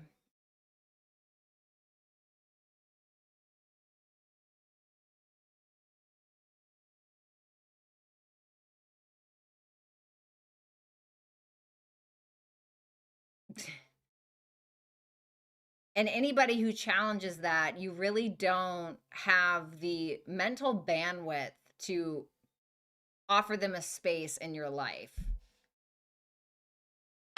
They feel like you do not back down easily, is the best way I can say that. Like, you know, if you get fired, like they're going to need an army to take you out of there, you know, or like maybe it's not that extreme, but you know what I mean? Let's see here. Okay. The Fool reversed. Didn't I say that? Didn't I say the Fool reversed? We have the Fool reversed. The Fool reversed, okay.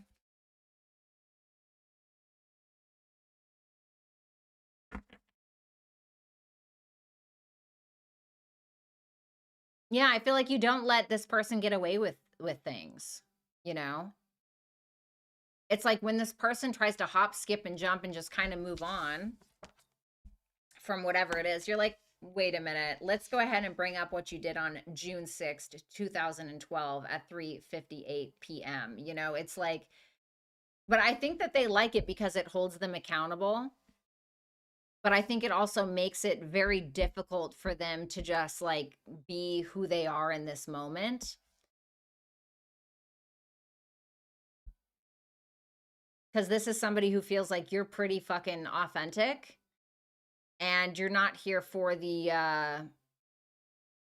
um oh yeah, well let's just move on, it's not a big deal. You know, I'm not saying you don't ever do that, but you don't let something go until you feel like it's solved.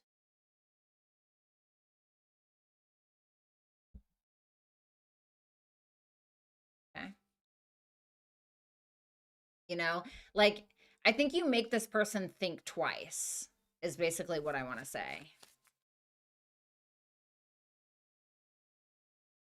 The Nine of Pentacles reversed.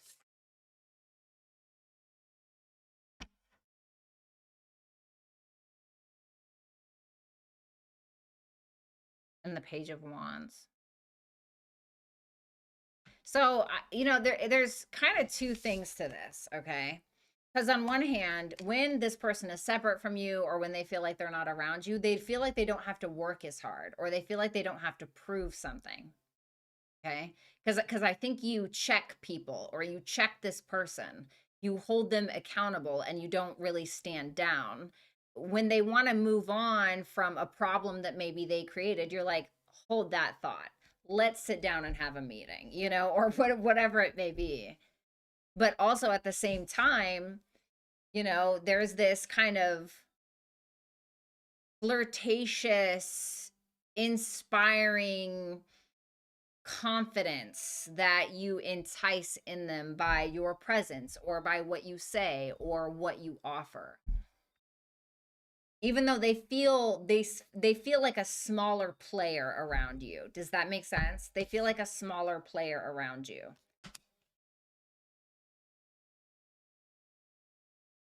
What are you going to do? That's what I have for you, Pisces.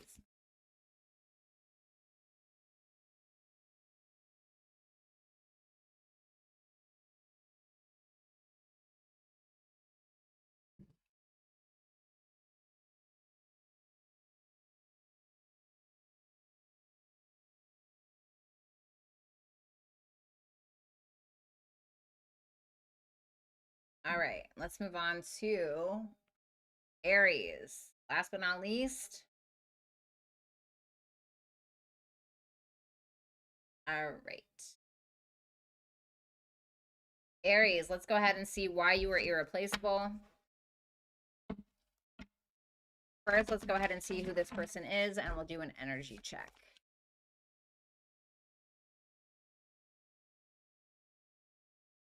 The Seven of Cups, they could be a Venus in Scorpio.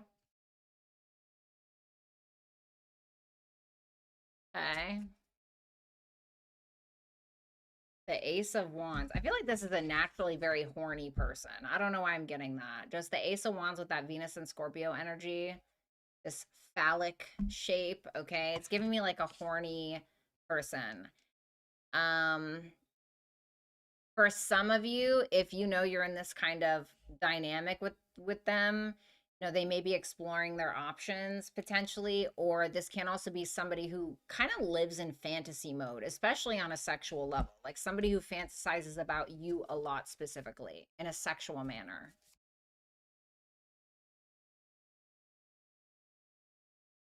The Ten of Cups reversed. But they're not totally content in regards to your guys' relationships, or they feel like something really isn't working out, but there's still this inspiration. There's still this wanting to go for it, wanting to try it with you, still fantasizing about you, but there's discontentment. Why the 10 of Cups reversed? The 5 of Wands reverse. Because they don't really want to fight, or they're trying to avoid some level of drama, maybe, but they feel like there are a lot of things that need to be addressed or discussed that they don't really want to talk about. Tell me about that 7 of Cups. The 6 of Swords reversed. This person sometimes goes back to old, like, I don't know, debaucherous ways. Sometimes when, they're maybe feeling some kind of way, maybe they watch porn, or maybe they do things they're not supposed to be doing. The 7 of Cups can be a little bit debaucherous, okay? Sometimes. Can be a little promiscuous in thought or in physical nature. Okay.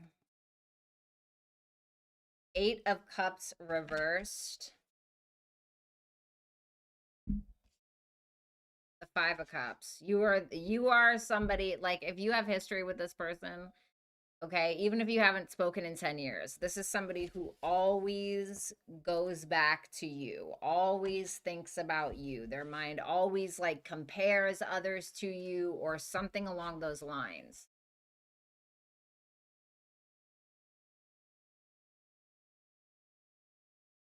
And I think that for some of you, this person may feel like you may have a lot of regrets or sadness just in general that you kind of keep on a loop in your mind, almost like a record player. Like it just keeps going and going and going.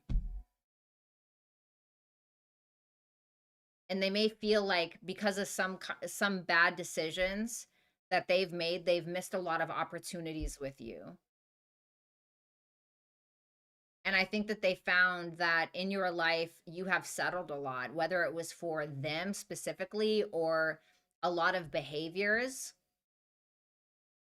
a lot of behaviors that you shouldn't have been settling for. And then you kind of like end up regretting it a lot. But they still feel like you have so much to offer and so much to give, but sometimes you don't see it because you're so focused on the past or like your bad qualities or whatever it is.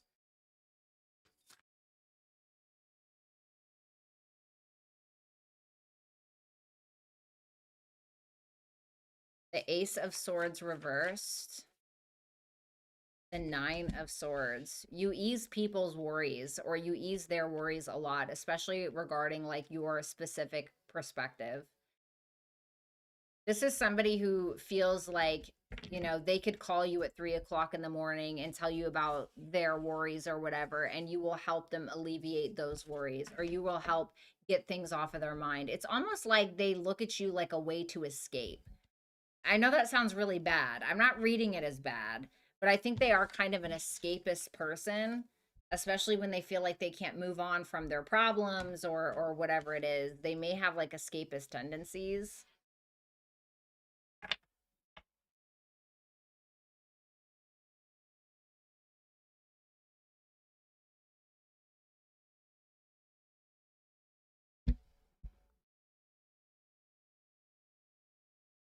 I know it sounds weird, Aries, but you make this, or they feel like you make people, or your gift is about helping people get out of their head and making people more confident. And to be honest with you, like, if you're lacking confidence in your life, or you need more confident, or excuse me, you need more confidence or you need more motivation, it's always been my fire sign friends that have given that to me.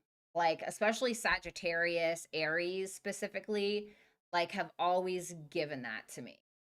And I think there's something about that as well. Cause I tend to like really get in my head sometimes about things and like second guess myself. And when I talk to my Sagittarius best friend, he's like, "Wake up," and by the end of it, maybe I got a little bumped and bruised, you know, or my Aries friends who do it too, but not in that exact way. But in the end, I'm like, hell yeah, I am that bitch, or whatever it may be.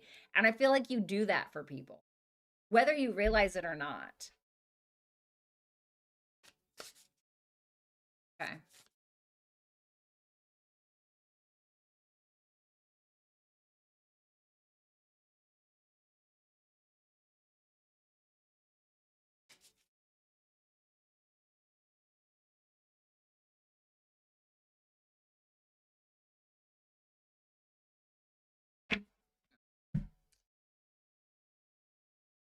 Um, I know it sounds really corny, but they become pretty closed off.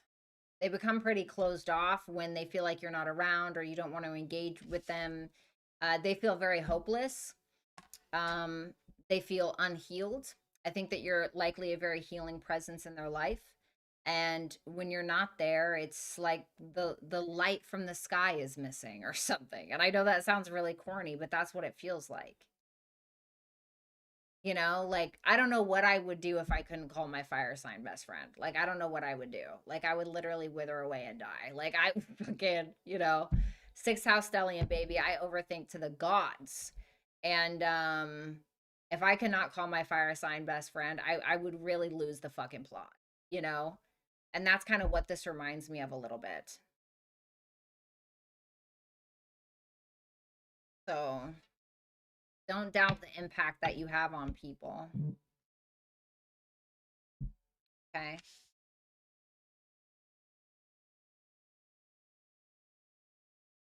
All right, that's what I got for you, Aries. Now it's time to move on to super chat questions.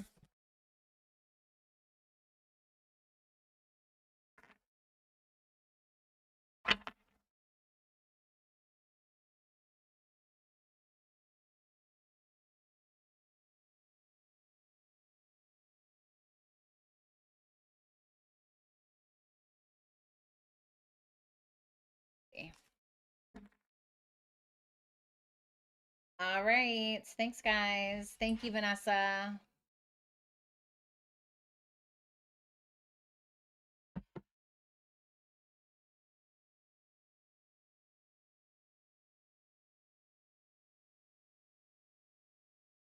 Beep beep beep beep beep beep beep beep beep beep beep beep beep beep.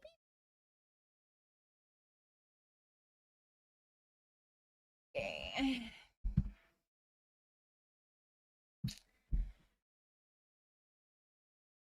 You know, maybe it's time to take a bathroom break because I kind of gotta pee.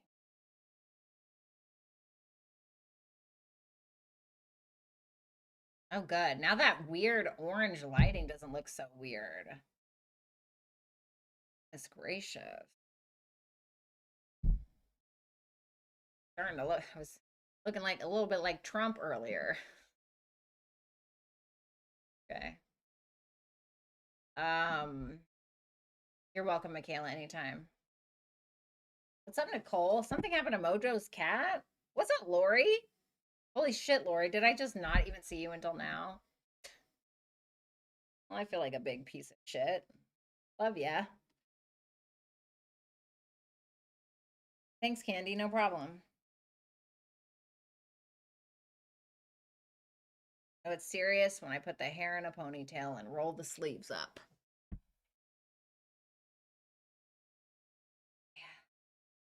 Yeah. Okay, guys. All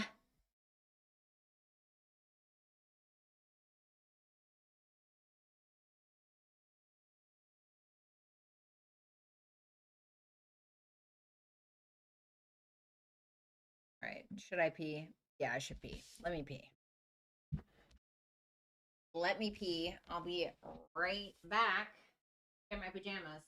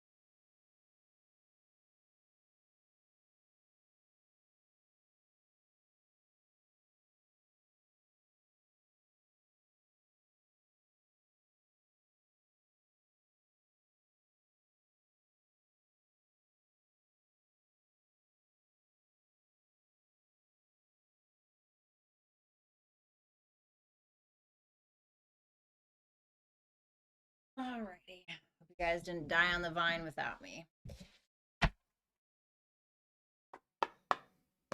The billowing curtains gives a theater feel.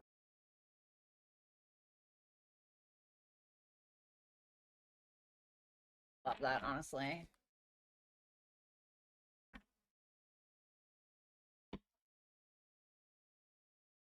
All right, super chats are up next.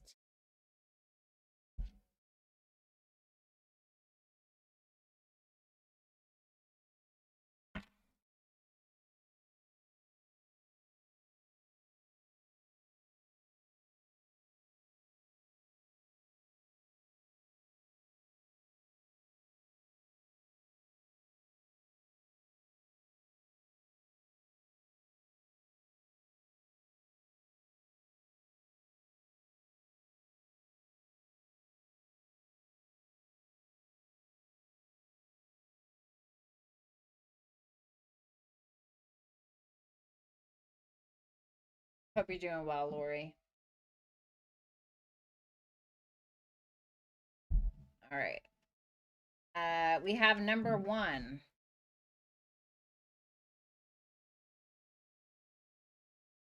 Okay, this is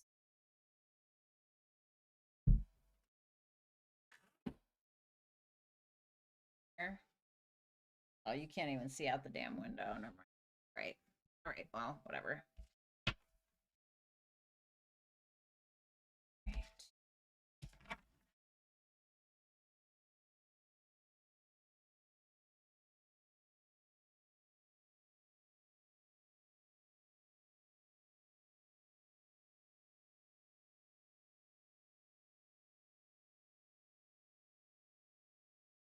Super chatter at number 1.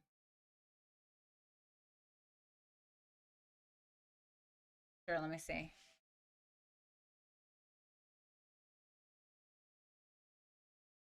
Oh yeah, Ace of Swords. Mm-hmm. I think this person thinks of talking to you sometimes. Maybe having some level of closure. Is this person at a distance, or do you guys need some kind of closure? Because they think about it. But then they stall. They delay. They doubt. Like, you know. Number 1 isn't interested in hearing from me anyway. You know, I don't know. I don't want to feel like, I don't want to look like a loser. Whatever it may be. A little bit of ego is in it, you know. Mine would be too, I guess. They do think about you, though. They think about you often, I would say. Why the Ace of Wands reversed? The 5 of Pentacles are reversed. Okay, I'm getting something about, oh, well, it's just been too long anyway. Or they may feel demotivated because they're assuming that you wouldn't invite them into your life, or you wouldn't maybe be open or let them out of the cold or unblock them if there's some kind of block communication. What about this person's feelings for King of Wands? This person is still attracted to you, but they feel like they've disappointed you in some way. They feel like they've disappointed you, or they're still very attracted to you, but they feel like you would reject them. There's something about them feeling like you would reject them, but there's still sexual attraction here, though. They may feel like you're a bit picky or critical. Okay.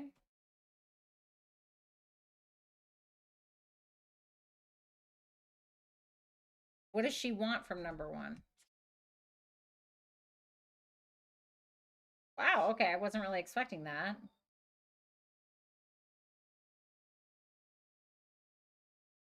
Any action being taken towards number 1 in the next 3 months? I don't want the reverse. I don't think so. They're afraid they're going to bite off more than they can chew.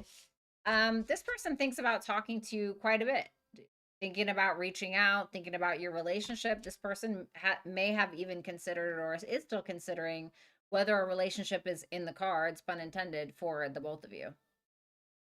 Your advice, your hard work is paying off, and luck is on your side. I don't know if this is necessarily related to this person. So whether it's Your hard work is paying off in regards to the way that you deal and handle with relationships, and God or the universe is on your side, and keep looking out for it. Or if it's something else entirely, there's something that you may have been putting a lot of work into, and it's telling you that it is going to pay off in dividends, so keep going.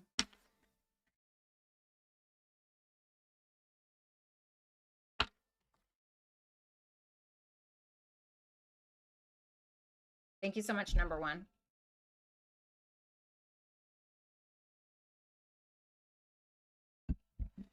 All right. Ah. Okay. Number two. Okay.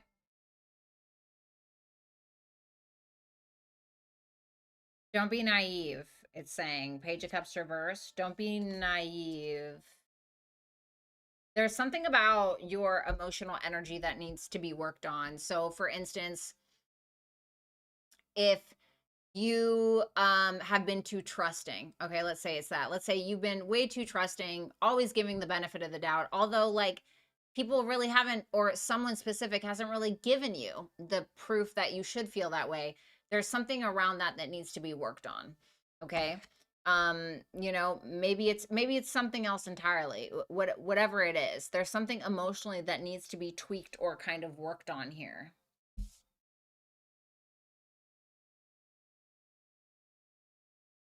There may also be something about you being a bit overly sensitive, although I really feel like that's a very touchy thing to say, because I think that a lot of people maybe have dealt with some narcissists who, said very passive aggressive remarks and said shady shit, and is like, "Oh, you're too sensitive." So, only you are going to know if that's true for you.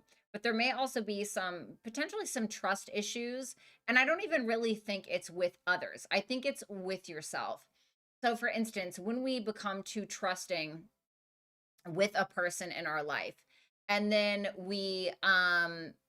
even though we know like something's not right, right? We trust anyway, or we go for it anyway, although we can feel like something's not right, right?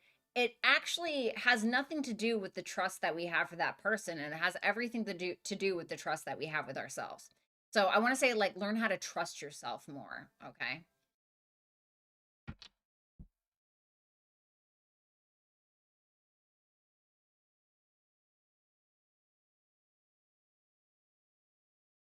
The Eight of Wands reversed and the Four of Wands. Now, this can be a couple of different things. It's either A, somebody is trying to rush you into a relationship or trying to push you or persuade you to go out with them.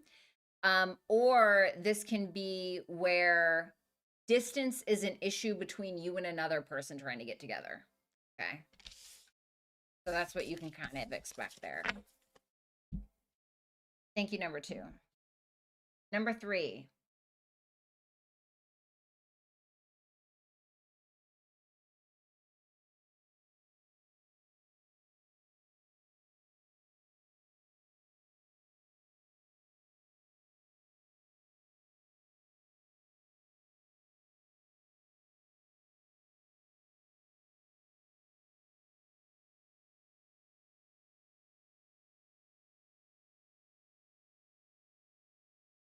Hey, it's okay. Number three, we all have a lot of relationship stuff to sort out through, okay? I can't even tell you. All right. So let's go ahead and see. I want to see this person's true feelings for you first. The Hangman. He's waiting, he's trying to see how you're feeling. He's trying to get a better idea or a better perspective of something. What? The Three of Cups reversed.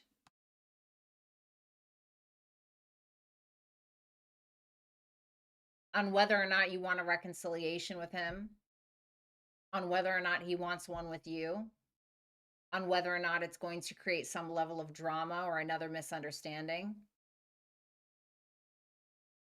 He's just kind of still, but he doesn't really feel like he can. Why not?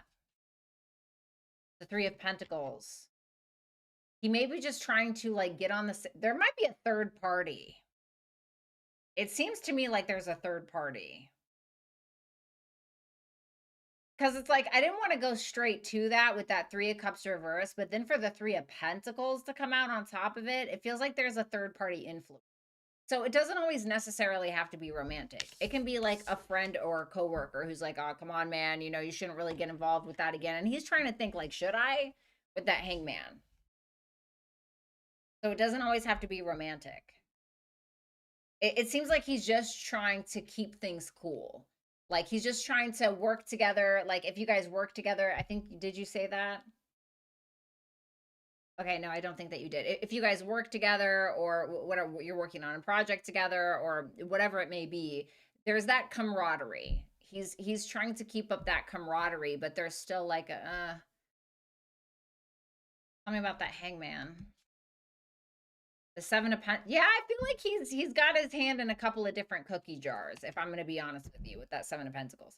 And I say that because with traditional Rider-Waite tarot, you take a look at the Seven of Pentacles, and it's a guy, and he has like this, bush that he's been investing in for a long time, and it's got the pentacles growing out of it. You know, there's a lot there. And then there's a brand new one that he's kind of investing in, and there's like one pentacle, but he's like, what am I doing here? You know, is this going to really give me when I'm trying to harvest, when I'm trying to blah, blah, blah, or will this one, you know? So it's kind of like so I do kind of wonder if there might be a third party there.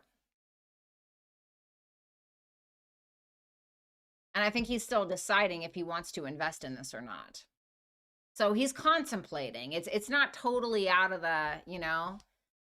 But I'm also not seeing like a full-on romantic kind of it almost feels like he's trying to keep something professional or keep something like, oh yeah.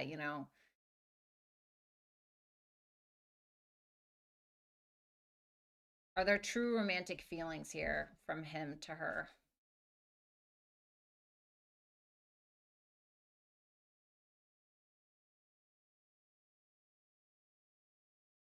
He doesn't want to give to it because of this devil energy. Whatever this misunderstanding was, whatever this issue is, there seems to be a need for him to stay in his power, I think. I think that's how he sees it. So I'm not really seeing that, but I still think he's just kind of waiting around to kind of see where it goes at the same time. So it's not like he's totally closed off to it either.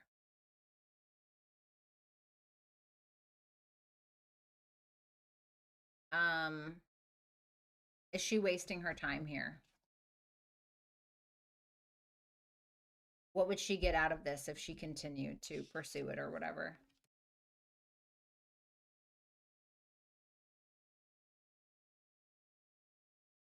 A lot of insight. um, the temperance is asking you to be wise. Okay. Don't try to hop, skip, and jump over a problem. The temperance is taking the long road. So I think if you tried to rush this, if you tried to actively like pursue this, I think it might kind of fall apart. I think that there can be something to create between the two of you. And I think that if you pursued it, you would likely have a very different perspective of this person.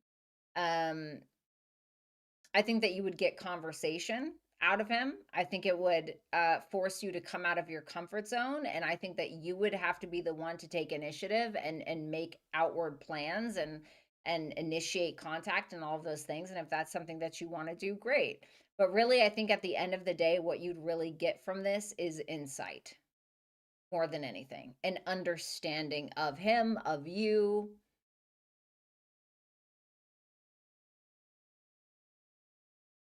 What should she do about this person? Seven of Swords.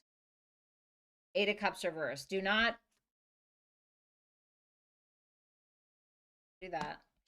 It's asking you to avoid settling or avoid going back to this. It doesn't mean you can't be friends. It doesn't mean that you can't be cool. But if you're going to do this, you need to be very strategic about it. Don't go chasing him down, or anything. I don't think you're gonna do that, but don't like go chasing him down. Don't like confess all of your feelings one night at 3 o'clock in the morning when you're drunk or whatever. Like, don't do that. Okay. It says emotions are running high and communication is key. Wow. Well, I think you're needing to temper your emotions. I think if you do communicate, you're needing to, like I said, temper them.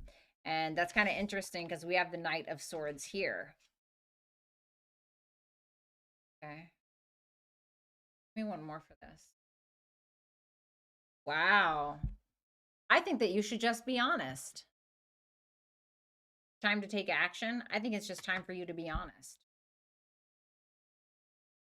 I don't think that you need to make some, grand display of love or sexual interest. I just think that you need to be honest about the past or honest about how you're feeling about it. Hey, can we talk about this? Like I just want to, I'm really sorry about blah blah blah. Like I know that was fucking weird or whatever it is. Okay.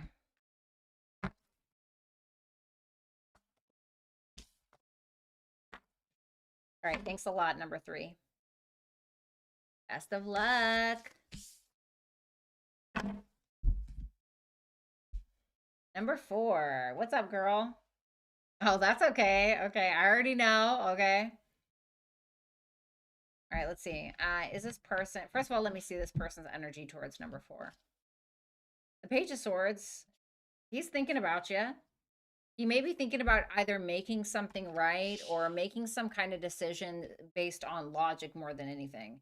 He may be trying to keep an open mind about how he goes about this, but he's definitely operating from a place of logic. It's not really coming from a place of emotion. So I do think he's thinking about communicating, certainly if he hasn't with that Page of Swords there. But it might be more about like clearing the air, trying to make something right than some kind of like display of emotion per se. What does he want? What does he want out of this conversation? Ace of Cups, the Nine of Swords.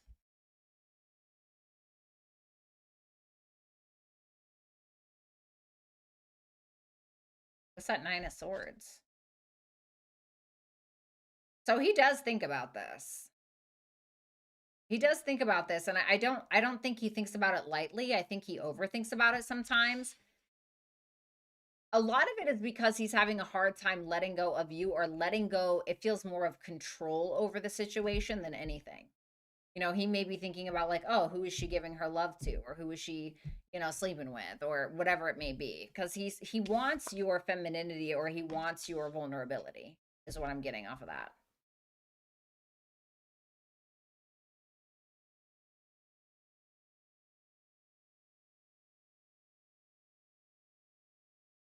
What does he genuinely want from her long term? Ten of Swords reversed, the Sun, the King of Pentacles. Wow. And the Empress. Ooh, girl, be careful. He might try to get you pregnant. Jesus Christ. In these times, I don't think so. Be careful with that one, honey. Um, he wants to overcome whatever hardships you guys have been through, and I think that he might be in a little bit in his ego about it or whatever the case may be, but I do think he has a lot of optimism, and he may even want to uh, knock you up or definitely be there and be supportive. Maybe even a relationship, because it seems like he's optimistic, although he's overthinking things. But I think he's overthinking things because he has this delusion of control or wanting control over the situation or having more control over it in general. But he seems to want a relationship with you, so I don't know what his problem is.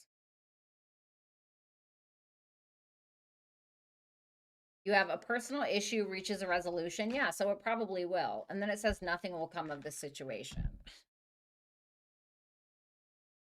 So it's either that not a whole lot is just going to come out of this connection in general, or it may be saying that something may end up not being as big of a deal as it is right now. Okay. So I do think that there's going to likely be some kind of resolve at some point between the two of you. Thanks a lot, number 4. All right. What's up, number 5?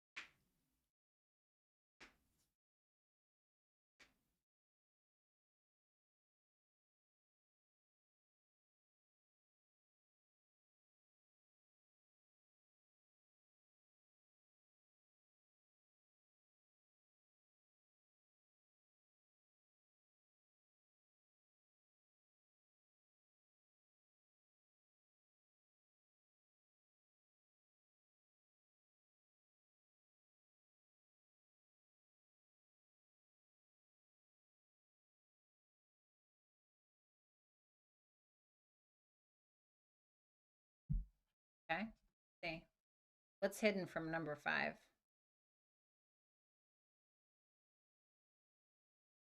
The 8 of Pentacles reversed.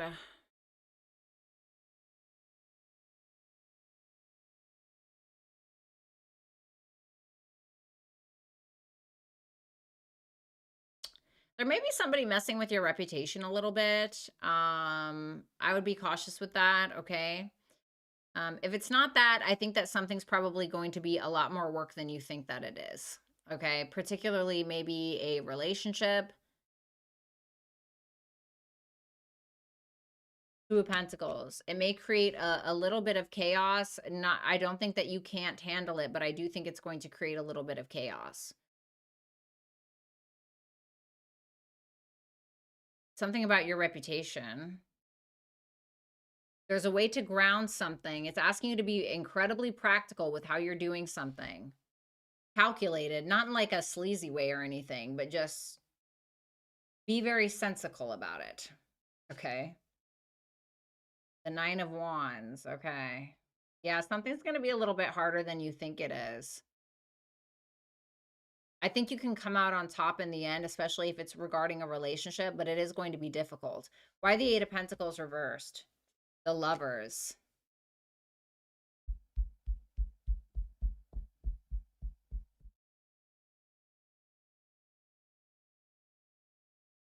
Somebody else is like a coworker or somebody else may end up trying to make like your love life harder. Maybe not totally intentionally. But I also want to say, like, the way that you have been approaching connections before is not going to work this time. And I feel like you already know that, but I don't know if you know the depth of it. I don't know if you know how difficult this is going to end up being. Like something about you changing the kind of standard that you've held for yourself and maybe others when it comes to the partners in your life. I do think it's going to be a little bit harder than you think it is. Okay. Well, what about this connection? 6 of Swords reversed. There's going to be some past baggage that you're going to have to kind of clean up here. I don't feel like this is somebody who's going to be, I don't want to say easily swayed. They're not going to let go of things very easily.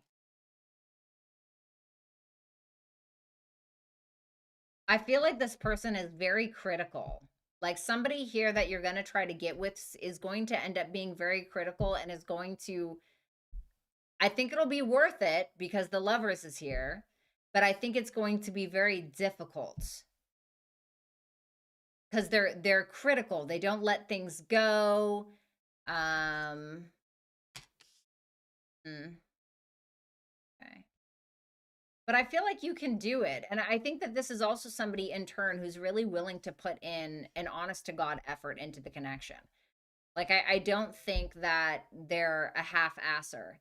I think that they have a certain expectation because they lead with a certain expectation for themselves, potentially. Tell me about that 6 of Swords reverse. The Chariot reverse. Okay. There's going to be talk about the past. I hope that you know that. There is going to be a conversation about a past situation between you and someone else here.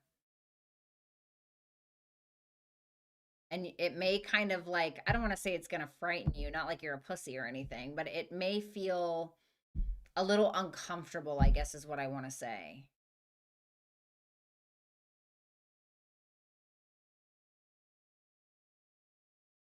Queen of Pentacles. You need to stay really grounded in whatever this is that you're pursuing. The Strength card. You better come correct. And be patient is what I want to say. Like, be patient during this process because I think that you're going to need it. Because you may feel like you're trying to pursue someone or you're trying to have a new line of thinking when it comes to the way that you approach your relationships or whatever it is. And you may become a little bit impatient with yourself because you're like, oh, fuck, this isn't really going as planned. It's okay.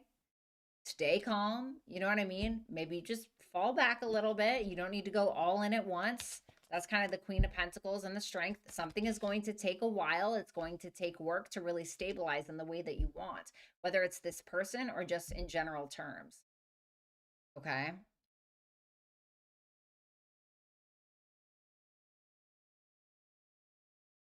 Why the Three of Wands reverse? The Knight of Wands. Yeah, because I feel like I want to say like that, like, listen, whatever you do with your body, that is absolutely your decision and your choice. But what I will say this, try not to rush into the bedroom, okay, with this. Because I think that's going to work against you. Hold back, have all of your affairs in order, like that's what I'm getting with that. Be bold and make the first move. You are good enough. So there may be some self-worth or self-value issues that are kind of rotating in your head about love or about you pursuing love. This is asking you to do the thing that scares you. Do it anyway. Do the thing that scares you, because that's what's going to increase your confidence. And it's telling you that you are good enough for someone or something. Okay. Love ya. It's always nice to see ya.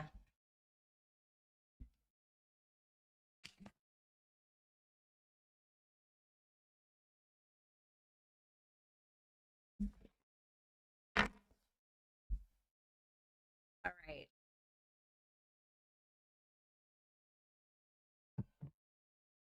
Second.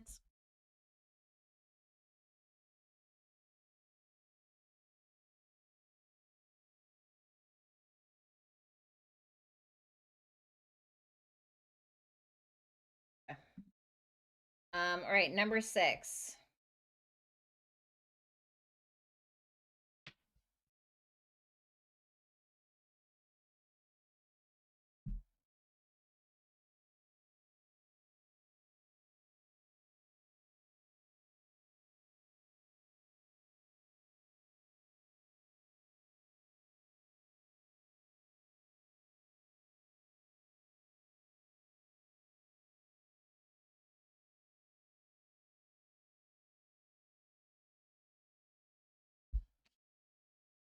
I don't think physically, for your question, I don't think physically. I think that this person still thought of somebody from the past a lot, aside from who you're talking about. But I don't see them necessarily acting on it. There was a thought about it, but I don't think they actually acted on it. There may have been an intention to do so. They decided to refrain. That's what that looks like. Like they had some kind of epiphany or some kind of shitstorm was created, and they're like, yeah, no, I better fall back. Nine of Pentacles. Okay. So I don't think it was physical. I think it was more in an emotional form or in his thought life.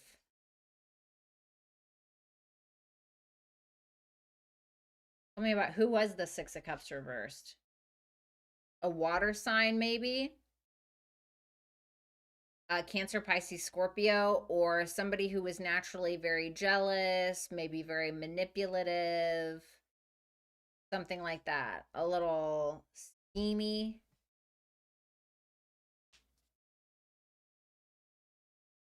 There seems to be bad feelings between him and whoever this is, but I don't think there was anything that actually happened. He seemed to let that go. His intention was to let that go, because he didn't want it to fuck up something that he already had. I'm assuming something with you, but yeah, that's what I got. So no, I don't think so. You have a win-win outcome is forecast, and you have a new romantic cycle begins. So you may end up in a new relationship here pretty soon. I don't know if it's with him, but this win-win outcome thing, it makes me feel like you're making a truce with someone. Whether you get back together or not, but a new romantic cycle is about to begin in your life. I don't know who that's around.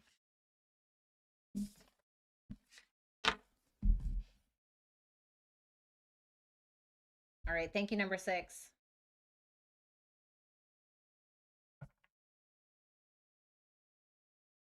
All right, number 7.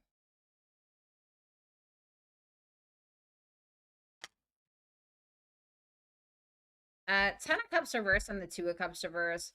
There's something that you guys continue to talk about or something that you guys continue to strive for in your relationship, but it's like a puzzle piece that's not really fitting or not really matching. There may also be like, so you know those toys for kids where it's like it has like the little cutouts and you put the matching block in it or whatever. It's like you're trying to fit a star into a circle with something here, and there may be some other kind of like family influence that's influencing where or where not this connection is going.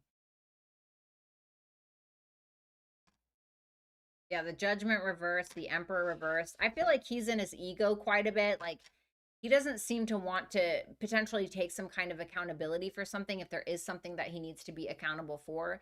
The Judgment in the upright is where we're having a reconciliation. The Judgment reversed is when we're not. Why? Emperor reverse. Somebody who's kind of being a hard ass about things or is being a bit childish, somebody who feels like they need to have control or prove a point, you know, that's kind of that vibe. So I'm not really seeing anything like really positive right now. Thank you, number 7. Number 8. Sure, let's see. All right, number 8. Okay, you're having a new beginning. Wow, okay. You're having a new beginning, maybe something in regards to maybe the law, or not like bad, it's not bad. The Fool, like maybe you're like deciding, oh, I'm going to start this new business and now I'm going to get my LLC. Or you may be deciding to maybe write something. Maybe you're writing a thesis. Maybe you're starting a blog. Maybe you're on a podcast. There's something that you are beginning that's brand new, like brand spanking new. It's going to be a long journey, but it's something that is very logical and something that makes sense. And it looks like to me you have your head on straight in regards to whatever this is. So you're kind of going for it here. Oh, what's this about? The 3 of Swords and the 6 of Wands reverse. You may feel like in the month of March, you deserve some kind of recognition that you're really not getting. You may feel unseen or unvalidated by a group of people or a person in some way, shape, or form that kind of hurts your feelings. What I would say is just keep showing up and kicking ass the best that you can, because I think you're doing something and you feel like you're not being noticed, or you feel like someone's not grateful or people aren't grateful for how you're showing up, and it's kind of painful for you. Okay, so it's like you got the good and the bad a little bit.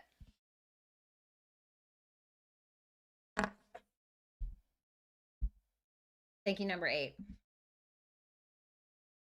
Number 9.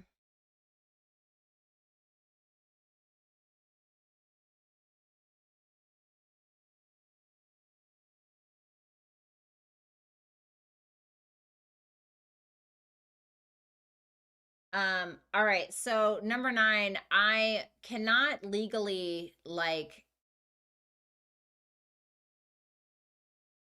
this is not a substitute for any kind of medical advice, and anything that I tell you should 1,000% be taken with a grain of salt, and you should always contact your healthcare provider for honest, accurate advice. Okay, I cannot tell you or diagnose what it is that you may have or may not have. um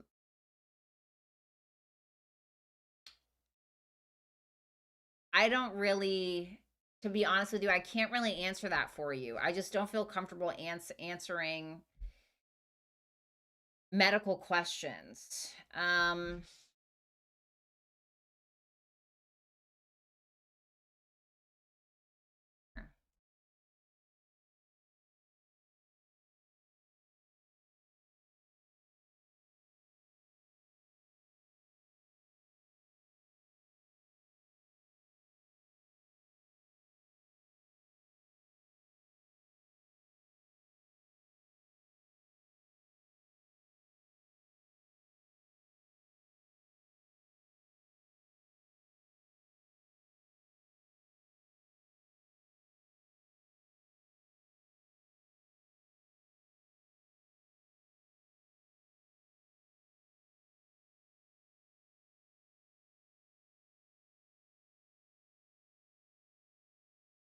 Yeah, so I'm not sure what to do about that, Stacy. I mean, what I can say is I'm really not a medical professional, obviously. I'm just really a tarot reader.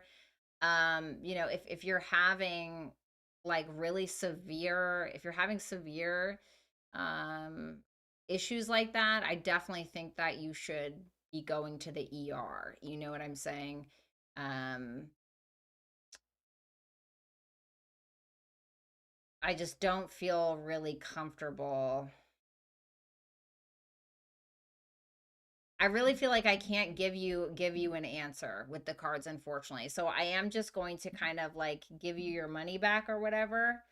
I'm really sorry. I wish I could answer, but I definitely would say, definitely go to the hospital. Like if the symptoms are really terrible, just go to the ER. Um, yeah, I don't know. I'm sorry. I really can't legally. I just can't get. I can't, unfortunately, I just can't give you those answers. I'm really sorry.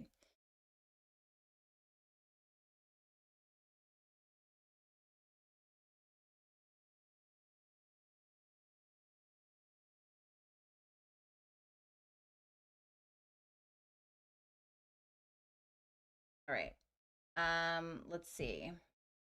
Number 10. I think I would be a very irresponsible tarot reader to answer that question. I'm really sorry. And best of luck to you, obviously. That's fucking terrible. All right, let's see here.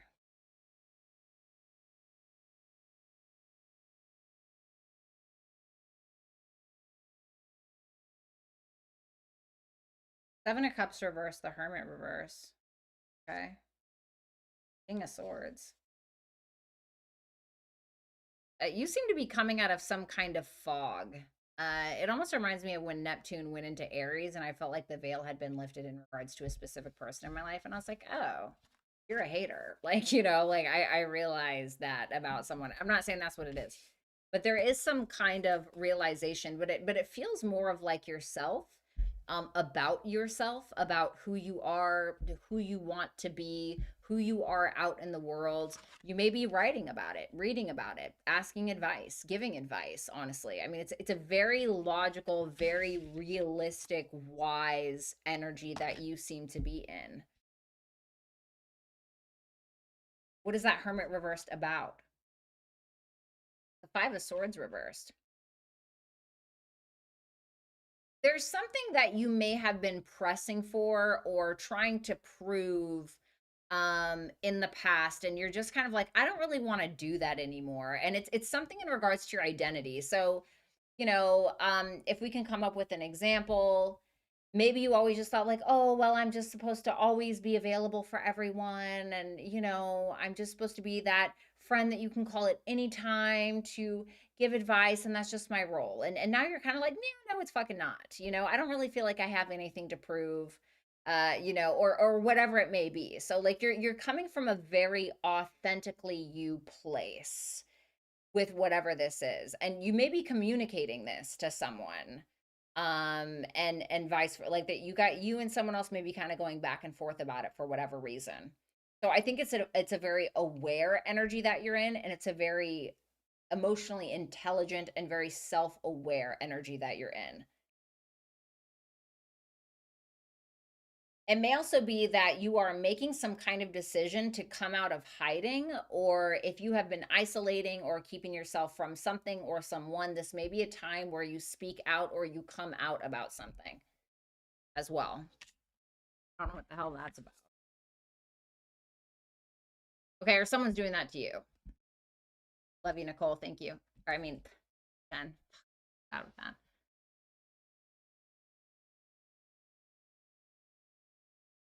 All right. All right, number 11, not the bus stop guy. Okay, let's see.